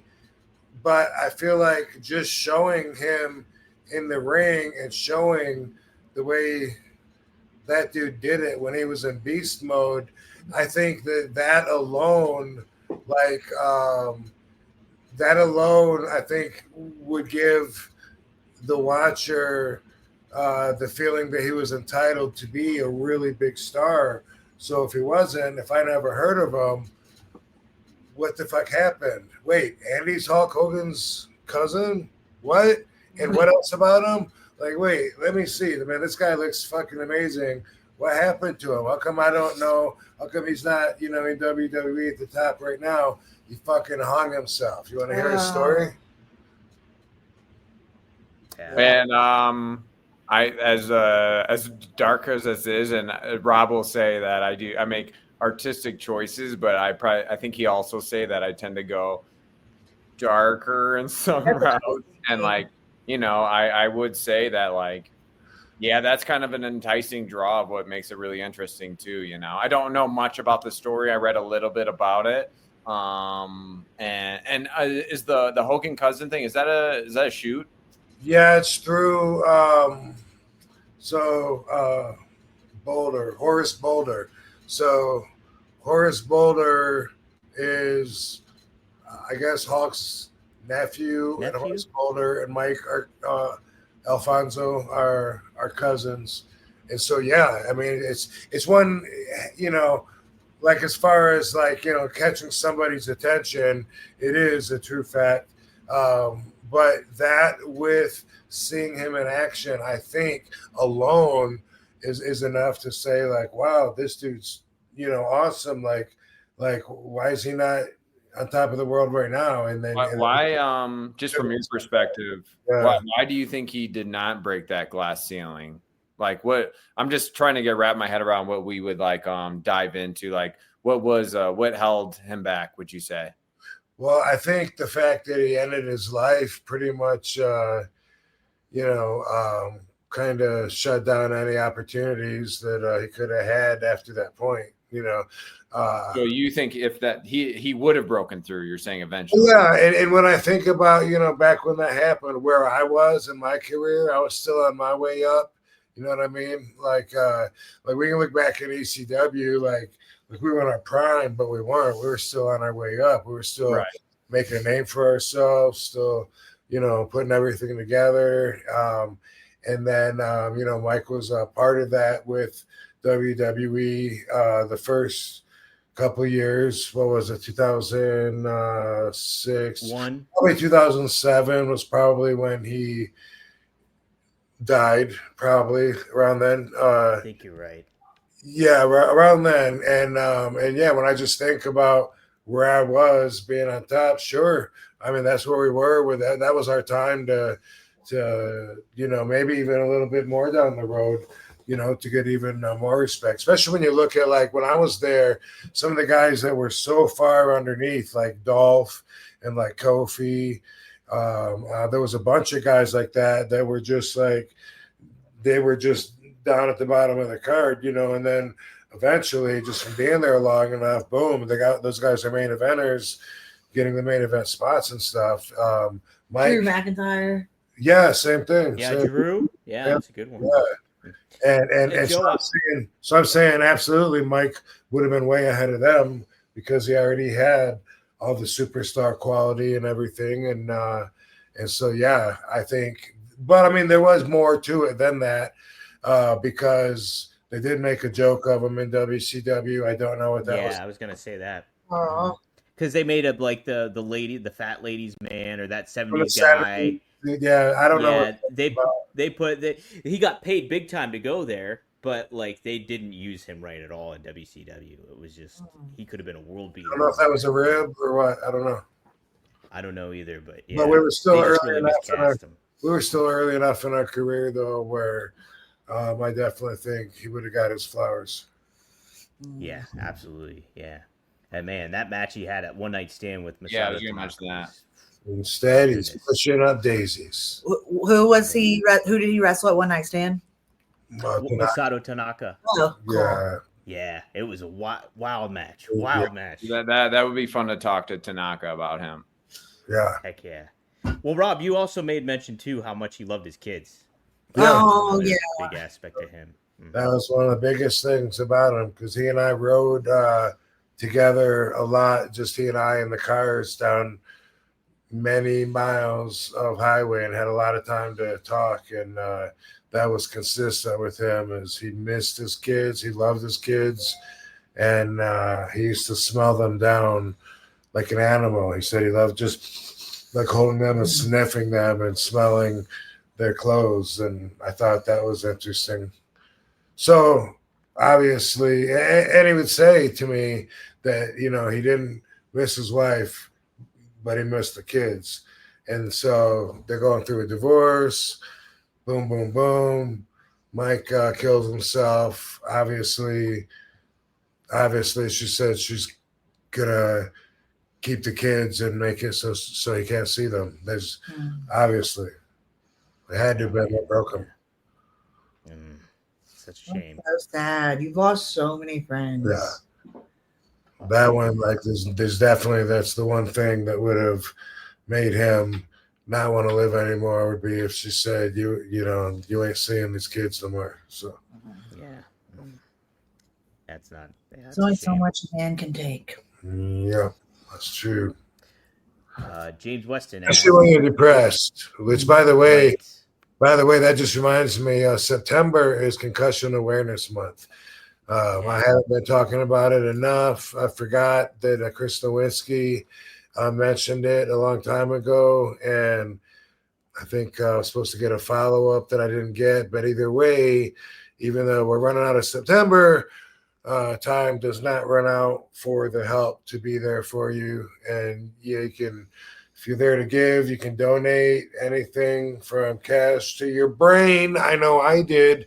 You can, if you're there to receive knowledge, information, talk, there's professionals, there's people that are dealing with experiences like you. Lots of answers all in one hub at concussionlegacyfoundation.org or concussionlegacy.org will get you there as well too if you don't want to put the foundation in. But keep the conversation going because there's the whole concussion, especially with the CTE factor, is like one of the most misunderstood things out there in the sports world. With wrestlers, with fans, with athletes, non-athletes. It's a very misunderstood thing. It can be scary if you're in a position where you're thinking that you're not feeling right and you're assuming the worst. So don't do that. Just get a hold of them, concussionlegacy.org, and just go from there, man. That's where you want to go. Tell them RVD sent you. Rob, I just shared the link too at give.concussionfoundation.org. So I shared the link that you had on X on there. So guys, you can check that out in the chat there. You were sent by Mr. Monday Night, Rob. Sent by RVD. Line. Line? What's your next one? Damn. Robbie V. Robbie V. Polish Prince. Joe, somebody asked, what's your favorite documentary you made? Juan asks, your favorite documentary you made so far? I mean, it's got to be the Sabu one. This is it's I love Headstrong. I even love Homies. That's a really cool movie too. This one is just taking on a life of its own, and doing other stories, especially in the wrestling space, is enticing. I also feel like this is a hard one to follow. It's like so many things happen on this one that it's yeah. But I probably this one. It's just very personal. I was going through a lot of things in my own life, and just for how everything came about, this will be a tough project to follow up. Right? Yeah, Yeah. I believe it, man. Oh, Joe, where is Alta Vista accessible? Tubi, we're back on Tubi. Is it okay? If you guys want a recommendation, Alta Vista is a movie that Joe made that's on Tubi. And I'm seriously like blown away at the amount of talent that you exude in this, because he wrote it, he's directing it, he stars in it, and it comes across, and his acting comes across like an A-lister. Like it doesn't come across like a cheap movie where someone that shouldn't be acting is doing the acting. Like it's obvious that he knows the part that he's playing because he created it and he's able to make it so believable. And I just can't, put it over enough. So I definitely recommend that Alta Vista if you guys want to check out one of his projects that I'm most proud of. That's awesome, man. That's cool. I remember when you were watching the Dahmer Netflix series, and you kept texting me that I reminded you of the main. Yeah. I have the same glasses too. That's why. So we kind of look alike. And your hair used to look like him more. That's right. Yeah. My question is, Joe, how did you meet Rob, and then how did it turn into y'all making documentaries together? Oh, that's a great question. So we met through Mr. Tom Garland, who is a professional stand-up comedian in Iowa. And I remember we were in the basement of this like really dingy nightclub, and Tom told me that he was texting Rob, and he knew I was a wrestling fan. I was like, "You're texting Rob Van Dam? Like, that's awesome." Yeah, he's like thinking we're like talking about doing some like stand-up dates. And I give Tom all the credit in the world. He really put the impetus of Headstrong together by putting the tour together, connecting us. And so that was all Tom Garland. And then I just saw him for the first time in like probably 5 years about a week ago. So that was really cool to reconnect with him. And so, yeah, Tom was very instrumental in putting all this together. Cool. We just had him on the show a couple weeks ago. He was that's right. I watched that episode. It was so weird. I watched him there. Then we were on an interview. Like we always just kind of randomly converge paths. That's how it works, I guess. Yeah, he's a funny dude. I've been watching his stand up. And I even think about Katie. It's kind of crazy. I met Rob in I think 2016. October 2016. When did you guys meet? We met. Same. No, not the same. April 2016. April. See, even then, I'm like, I think that's so interesting, the timing, how like you guys, I feel like I met Rob at the very onset of that chapter of his life that, he was going through a bunch of things before that. And so it's just so trippy and surreal to see how everything plays out. But like how we all just,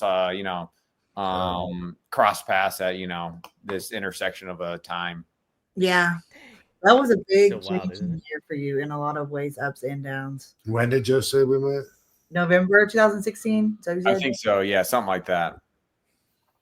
Well, that's when I had the big concussion. That's when I had the match, got the concussion, and then I met you just a few days. Yeah, I don't know if you remember this, Rob, but so we had a couple of calls to set up the documentary, and I didn't know if I was going to go until the last minute, and then you gave it the green light, and then we went and picked you up from the airport, and you got in the car, and the first thing you said is, "Yeah, I just got a concussion. I was going to cancel the whole documentary thing."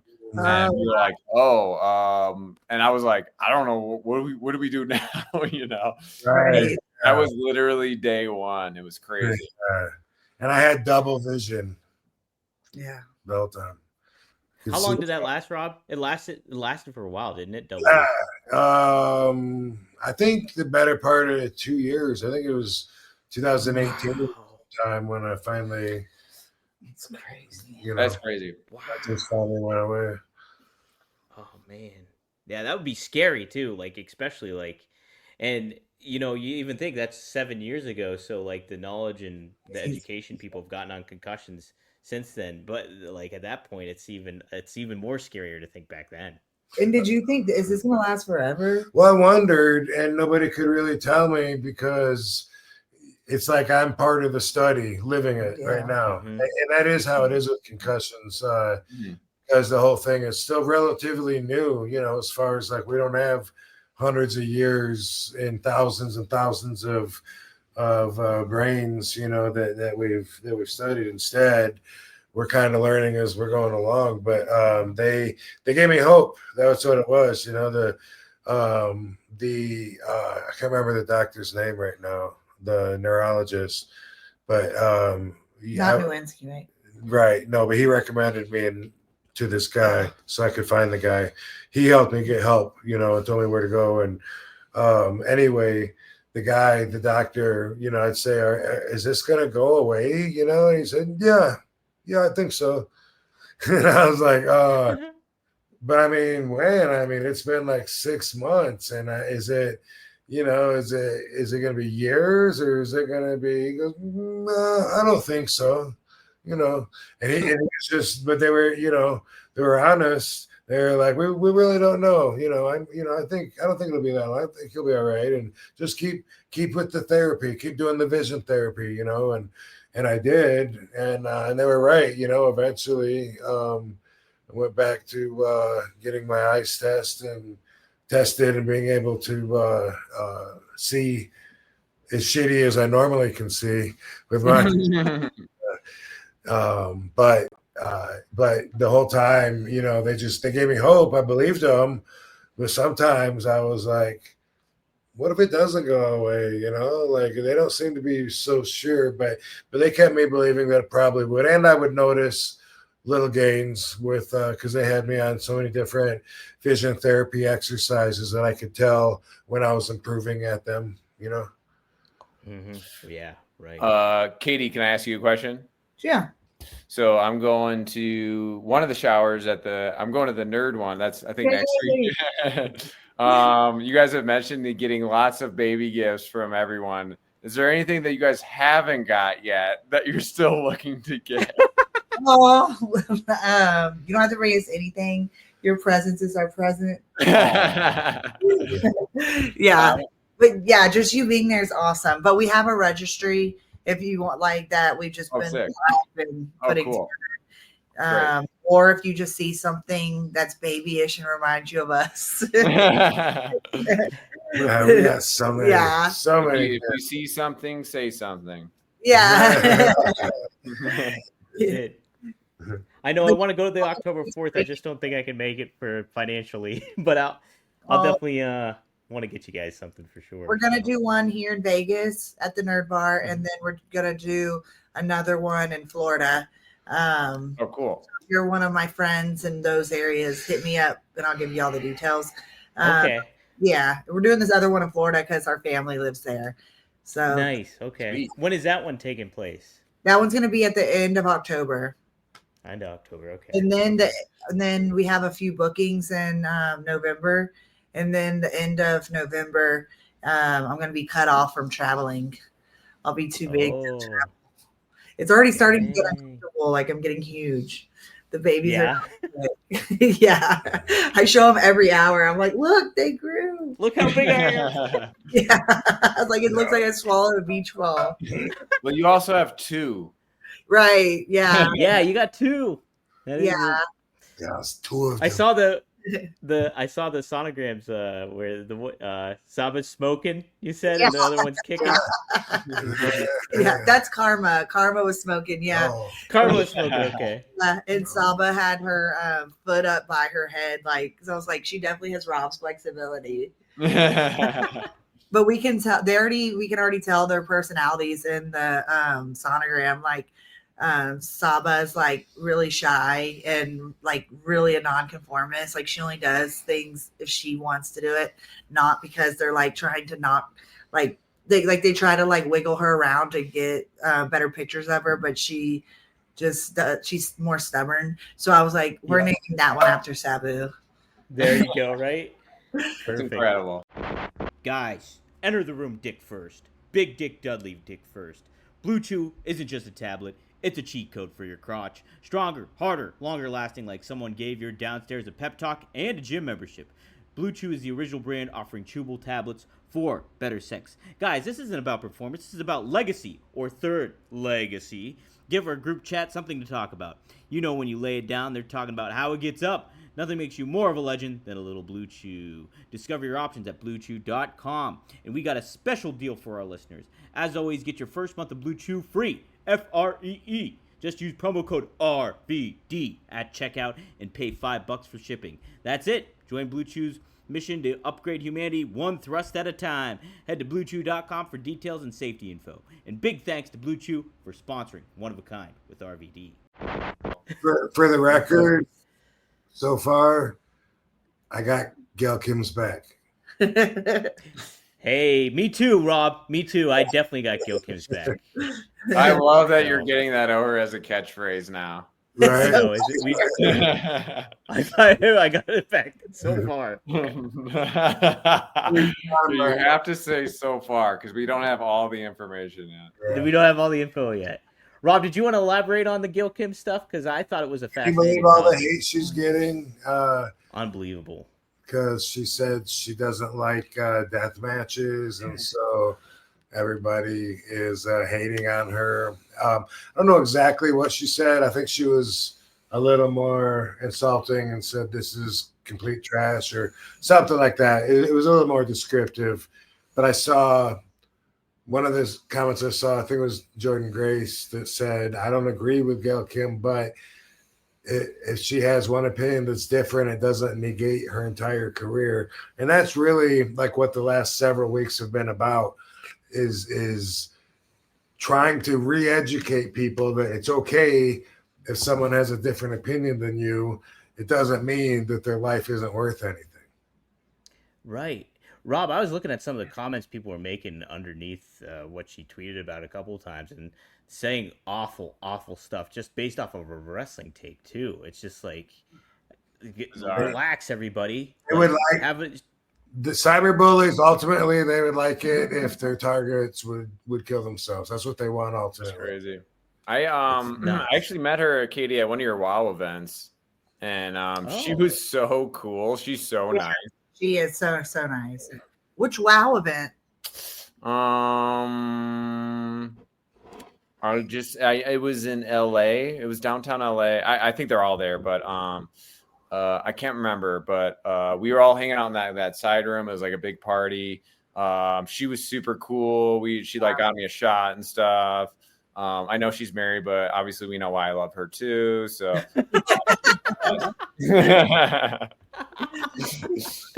Kobe Bryant was at one of the WoW shows. No way. Really? Mm-hmm. I remember seeing Genie Bus runs. He came into one of the shows. I remember I saw Sylvester Stallone's mom there, which was really random. Yeah, it was so random. Man, stop her, my mom. Those are fun. Those are fun shows. I love those. Yeah. Man. So, but when Kobe was there. I saw Gail. Yeah, right. Gail and the dude, the promoter, or whatever, went back and forth, right? Oh, Brett Lauderdale. Yeah. Oh wow. Yeah. I gotta catch up. I never am on Twitter. Is it Rob? Do you think it's more reflective of Twitter or wrestling fandom that draws these very extreme reactions, or is it just social media in today's world in general? Good question. I think that it's just a small percentage of creatures that live under a bridge, and their meaning, their purpose in life is to exude hate, and they love to do it through social media. So So with the Raja stuff from a few weeks back, I remember watching some of your guys' episodes and seeing the discourse on Twitter and like some of the crazy comments, and it seemed to be like this massive thing. But then I remember asking you about it, and it seemed to have like actual 0% applicability in the real world.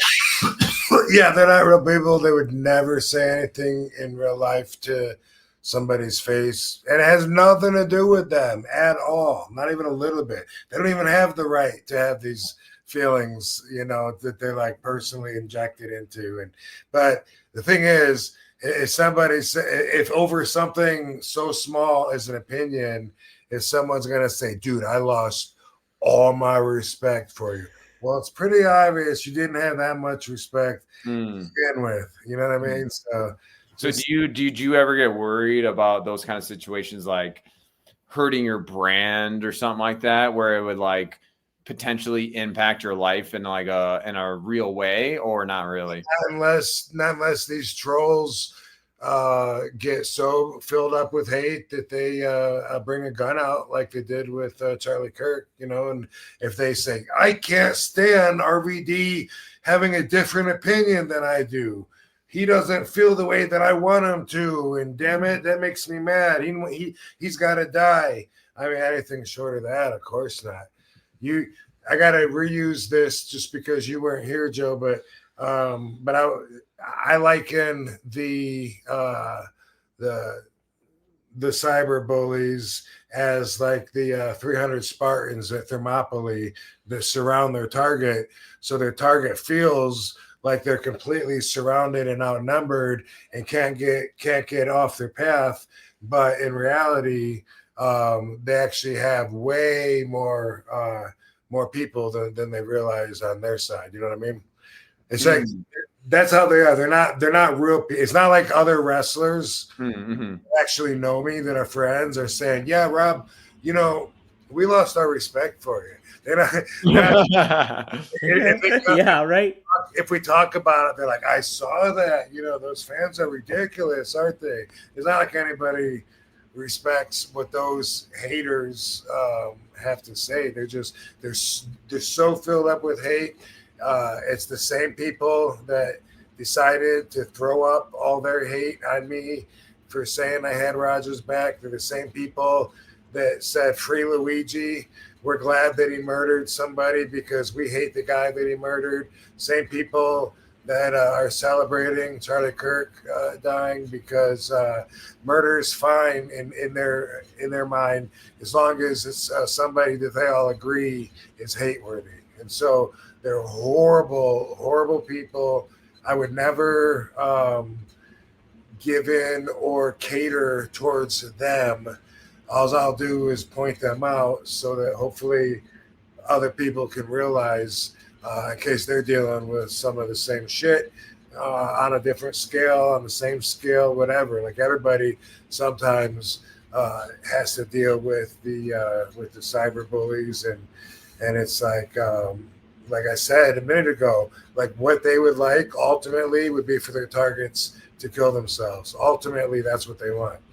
That's how wonderful these people are. It's the same people that will go write someone they never met before to say, you're a piece of shit. I used to like you, but now I fuck you. Like the same people that are going to have that much hate for no reason, has nothing to do with them, just for someone having a different opinion. Those people, they want death. They don't want someone living with thoughts that challenge their own thoughts. That's very scary, isn't it? Oh yeah, well, I mean, it's what the algorithm's been about for the last month or so. Everywhere I'm hearing everybody else of a certain stature that has a platform saying the exact same thing that I'm saying.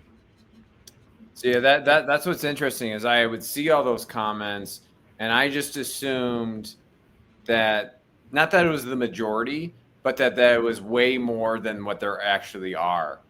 And if that's all you're seeing, you're like, oh wow, like this is like a huge thing. But then when you actually dissect and look closer, it seems to be a very, very, very small percentage of people. Yeah, it's just the what do you call it? The internet wrestling community. IWC. Yeah, the Internet IWC. wrestling Yeah, marks. IWC. At the same time, I hope they rent the movie and promote it. No, yeah, they're not. They're a very small group of people. They go out and everyone's. Oh my God, he's killing his career right in front of us. This is so sad. They're gonna, fuck off. You guys, you're not even allowed to be my fans anymore. Fuck off. Turn in your RVD fan membership if this is one of you. If you're one of these evil, toxic. I don't know if there's evil or not. If there's evil, there's got to be a devil, right? And then there's got to be a God. These people, either way, are so ridiculous and toxic, but they only exist right there. Have you been noticing that you're gaining new fans by kind of poking the bear a little bit? Well, I don't know if I'm gaining new fans or not, but I have fans or friends tell me that they respect me for what I'm saying and how toxic the cyberbully culture is now, and how people can't handle having an opinion, how they respect me for. I get that. I get letters of encouragement with shit like that goes a long way because whenever anyone asks about my legacy or whatever, I say I always want to stand for not being afraid to be different, be yourself. Don't feel the pressure of trying to fit in with everyone. They're all assholes. Well, that takes more courage than ever in today's world to be able to do that. Like I respected you too, because like if I was in that situation and I felt that kind of heat, I feel like I would like crawl into a hole, like delete a bunch of things, get rid of social media. And you like hit it head on, and I was like, oh shit, he's not backing down. Like he's just owning it right now. Like that takes a lot of bravery in today's toxic landscape on social media.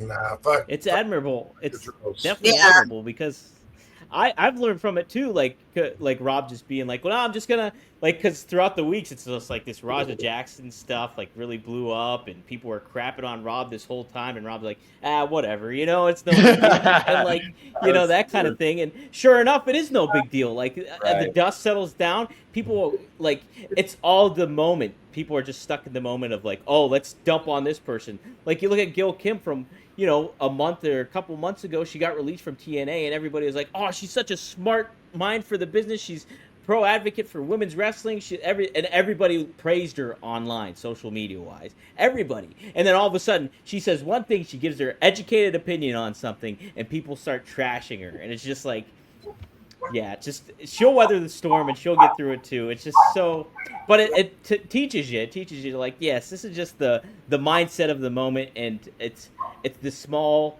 minority that's vocal online, and it's just like that's not the whole world. You get that right? The 300 yeah, Spartans. I get it. Yeah, 100%. What was I going to say? I forgot what I was going to say. Weather in the storm, getting through all this, like when people are just being idiots. I mean, this kind of goes back to what I said to Sabu of like asking about his honesty and getting in trouble and whatnot. Like, I actually want to be more like you guys in that respect. I wish I had the courage to kind of be more upfront with who I was and more authentic. And so it's like to see you guys do that and not have like fear of what's on the other side is like super admirable. Yeah. That's something everything's admired about Rob. Ain't shit on the other side. Those cyber bullies, the only power that they have is just like on X or whatever. So just don't go on X, and guess what? The whole life doesn't have that toxic energy. It's vacant of it now. Go there you know, and it's there. Just don't go there. So, you know, It's also just weird to think, like, I don't know what it would take for me to, in order to send a message like that to someone, I think they would have to, like, wipe out my entire family or something like that. You know what I mean? Like, to go to that length, I'm like, you would have to do some really crazy things to me personally, like legit ruin my life, you know? It's a reflection of what their maybe state of their life is, and how Yeah, but unhappy they that's are really about sad. it, you If know? anything, I have a. It's sad like that people resort to that because they want to project their hate and their sadness onto somebody But else. you know, like you said too, like unfortunately, I think I actually heard you guys talk about this on a previous podcast, but for Rob, who's very self-aware and has that grounding, maybe that 13-year-old kid in junior high doesn't have that same wherewithal, that they can't handle it, you know, and that's when it gets out of control then. That's when it gets That's bad. true. A lot of these people will probably haven't even hit puberty yet. Yeah, well, that's Oh, that's nuts. I haven't even thought about that. Yeah, they're probably like 12. Oh my god, Right, arguing with a grown ass man. crazy to think about. I'm just assuming they're like my age in a basement somewhere. That's what I always think too. It's like, how do you not know this?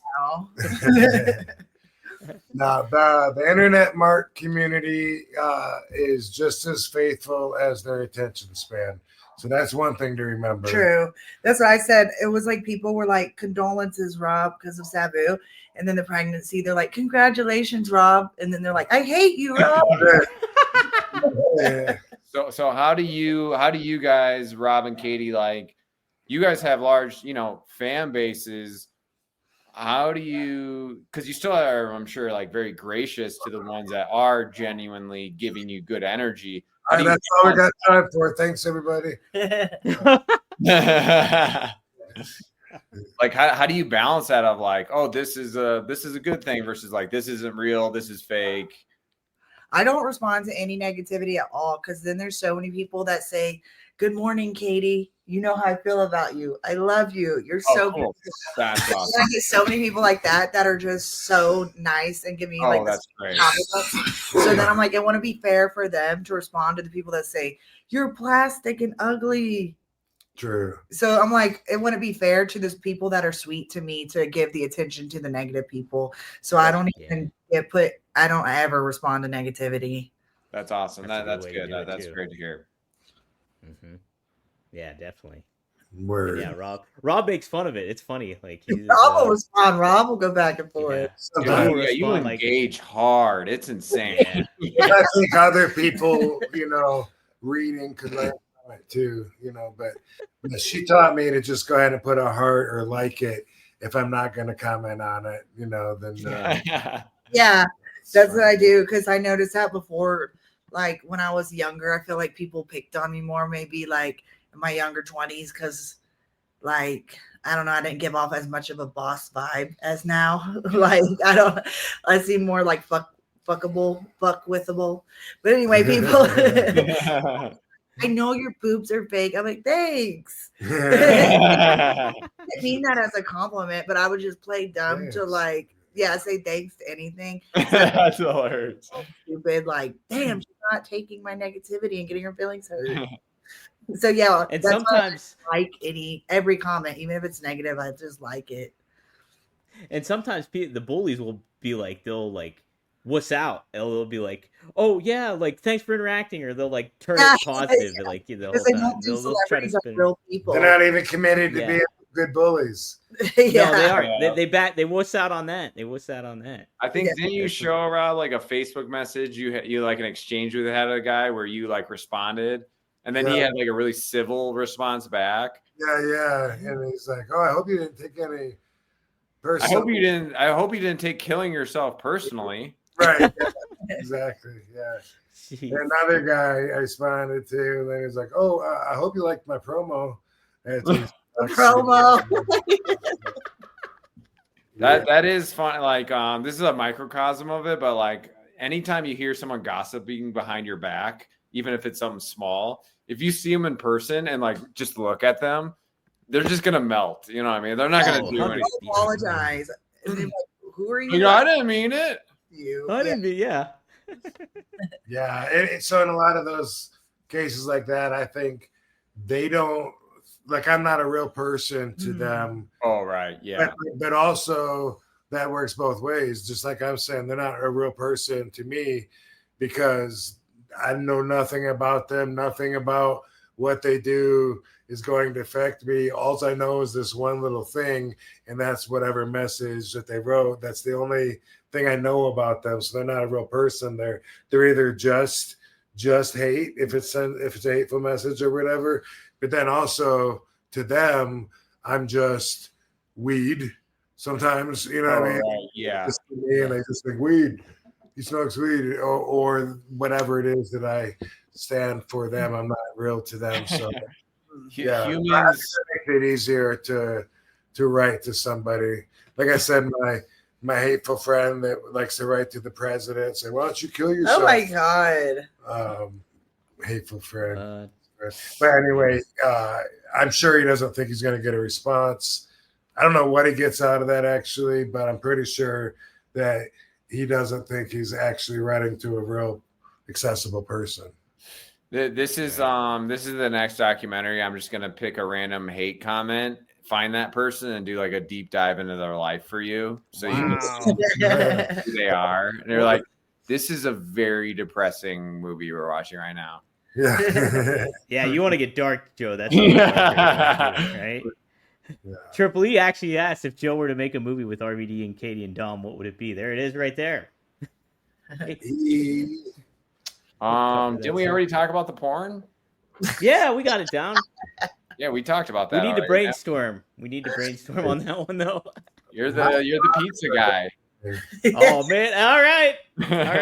True, they can't. It takes place. You can't smell it though. No, you can't. You can always. It takes place in a cheesecake factory. It takes there place it at is. There we got it. Good full circle. Maddie says, "What does every Tickle Me Elmo get before it leaves the factory? 2 testicles." Oh my God. That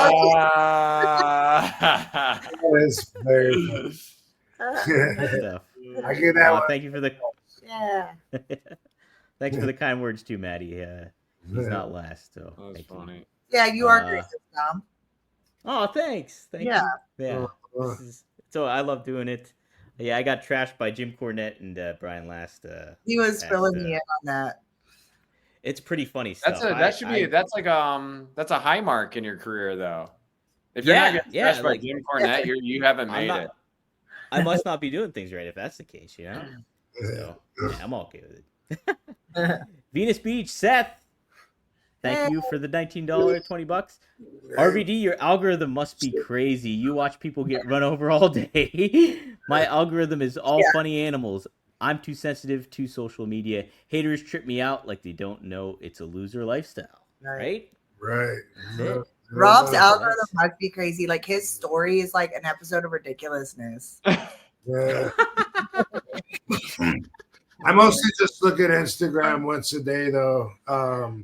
And that's like late at night when I'm laying in bed. I have the sound off, so I can't hear it when people are talking or whatever. So if you send me, or I can't hear his music, even though I see him going, the white boy dance with his friend, and I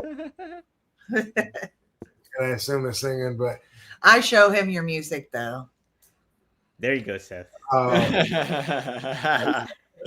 I pretty much do all of it at one time, or the whole day is pretty much, unless I'm flying or whatever, then sometimes I have other dead spots during the day where I'll be checking my Instagram, but otherwise it's something I usually just check once a day. And if it's something that, unless it looks super familiar and I've seen the reel to death, then I won't. But if it's something that makes me laugh or whatever, I think maybe this will make other people laugh. He's more of a Twitter guy, and he loves YouTube, cop videos on YouTube. That's his thing. Rob was telling me about the cop. I've hardly been looking at YouTube since the whole Roger thing. It's been like at first there was so much hate on there. I was just like, oh, I think I'll just block it out. Oh, you're on X? Yeah. Yeah. And I just like one a week, and then I looked, and then it was better if I saw one or two. But I still now I don't feel obligated to check it that much. Just like my Facebook just disappeared, and then I haven't even lifted a finger yet, really, to try to get it back because I'm like, it's kind of nice not having it. Yeah, But, right. but that's value as far as reaching people when you want to be able to reach, which sometimes people, want me to help promote something or whatever. So there is that. It's not like it has no value, but for what you lose with losing it, it almost seemed worth it, at least for a couple months now. I don't know if anyone's noticed, but I haven't had a Facebook for like a couple months. So if you're Rob, do you remember when I was living in Beverly Hills, I used to go over to the Four Seasons all the time, and your Facebook got locked out a few years ago. I think like WWE or something. There's some sort of Facebook issue, and you were locked out. And I met this girl randomly at the Four Seasons that she worked at Facebook, like on campus in the Bay Area. And I had her like contact people at Facebook to unlock your Facebook profile for you. Yeah. Oh, wow. You don't remember that? No, I remember. I'm gonna have to call her again. Yeah. Ever contact? I do, but it was a date, and now it's like awkward because she's married with a kid, so I probably can't do it. Is she Asian? I'm so glad my love of Asian women has been established. That's going to be the episode. That's going to be the all right. episode. Everyone in my life already knows. It's fine. Yep. Too. I got locked out of mine a long time ago, and then I just made another one. But my big page I got locked out of. Dang. Yeah, that sucks. And Facebook is really hard to talk to anybody. That's what I hear. Yeah. Yeah. No, it's impossible to get through. That's why I was like, oh my God, I've met someone that worked there. We're gonna get it. Yeah. Wow. I like the idea of eventually losing all of them, though. For sure. Yeah. Easier. Yeah. But you're a public figure. I know, but it's a paradox. Seth said you racially profiled him. I got it. Says Joe loves Asian women. So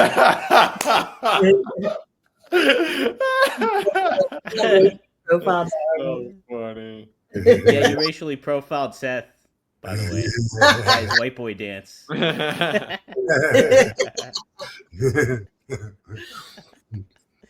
I'm glad we were able to do that. Hey, speaking of social media, Joe, where can people follow you at?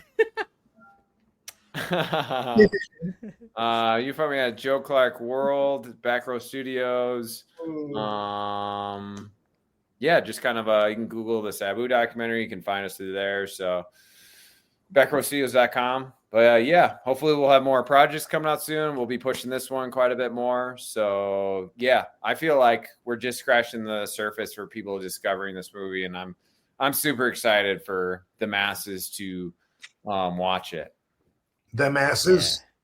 Yeah. You excited for them asses? Them asses. For them asses. Cool. Kinema.com, y'all. Kinema.com. Check it on out. Spread the word too. Share the links and get the word out about it. Help Joe out and get the word out about the Sabu documentary because it's great stuff. And when we were talking with DDP and Paige, his beautiful wife, the other day, they were asking about my schedule, what I got coming up, and I told him it was like, I guess Rhode Island, I think, is the next thing. But turns out I forgot a whole bunch of shit. So I just want to say October 26th, I'm in Texas, but San Antonio. Ooh. Is it in San Antonio? It's near there. I meant to look at the poster for. Oh no, I got it right here. Hold on, it's a Battleground Collectibles, Belton, Texas. Belton. You can show that. But. Oh, Belton, Texas. Oh, look at that! All right, meet and greet Rob there. Belton, and then, Texas. Yeah, but then that's October 26th, and then November 7th and 8th or whatever is Rhode Island Comic Con, and then the 15th of November we're in the big event in New York, and then the 29th of November we're at WrestleCade, North Carolina, Ooh, I'm gonna go there. Oh, you're gonna go? That's where I'm gonna try to make it. Yeah, Cool. WrestleCade. So I'll be I'll there get your too. baby gift. Yeah, I'll get your baby gift. The last trip before the babies get here. Joe, Alright. Yeah. Yeah. Joe, you're invited. You're invited. All right. Last time I was at WrestleCade, I crashed with Crowbar and I literally slept on the floor. I got so hammered with him that I woke up in the shower stall and I was like, "Did they rib me and put me in the shower stall?" I just got trashed. That's all that. I was that too, but this is my most behaved year of my whole adult life. Over.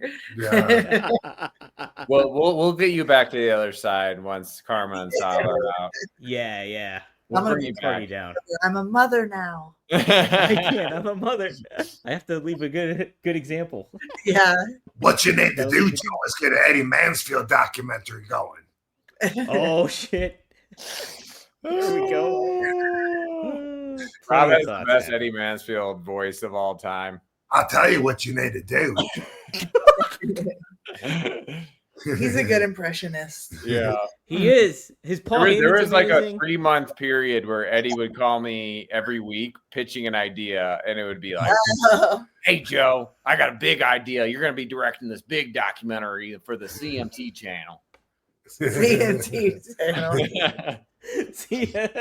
Now, is that too big for you or no? You want to go all out, right? My favorite Rob impression is Young Rob when he does Young Rob. Oh yeah, me too. I love Rob. Eddie Riggs, I'm gonna hit that Terminator. My favorite podcast clip is when you guys were watching the No Mercy 2001 main event, and it was a promo for it, and you say, "Far be it from me to deny a challenge." I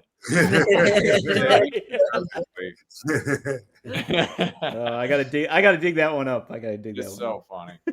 There could be episode clips of just Rob impressions. Rob impressions. That's it. Yeah, the first so many good ones. First young promo I remember doing in USWA is, "I wouldn't spit on you if you were on fire."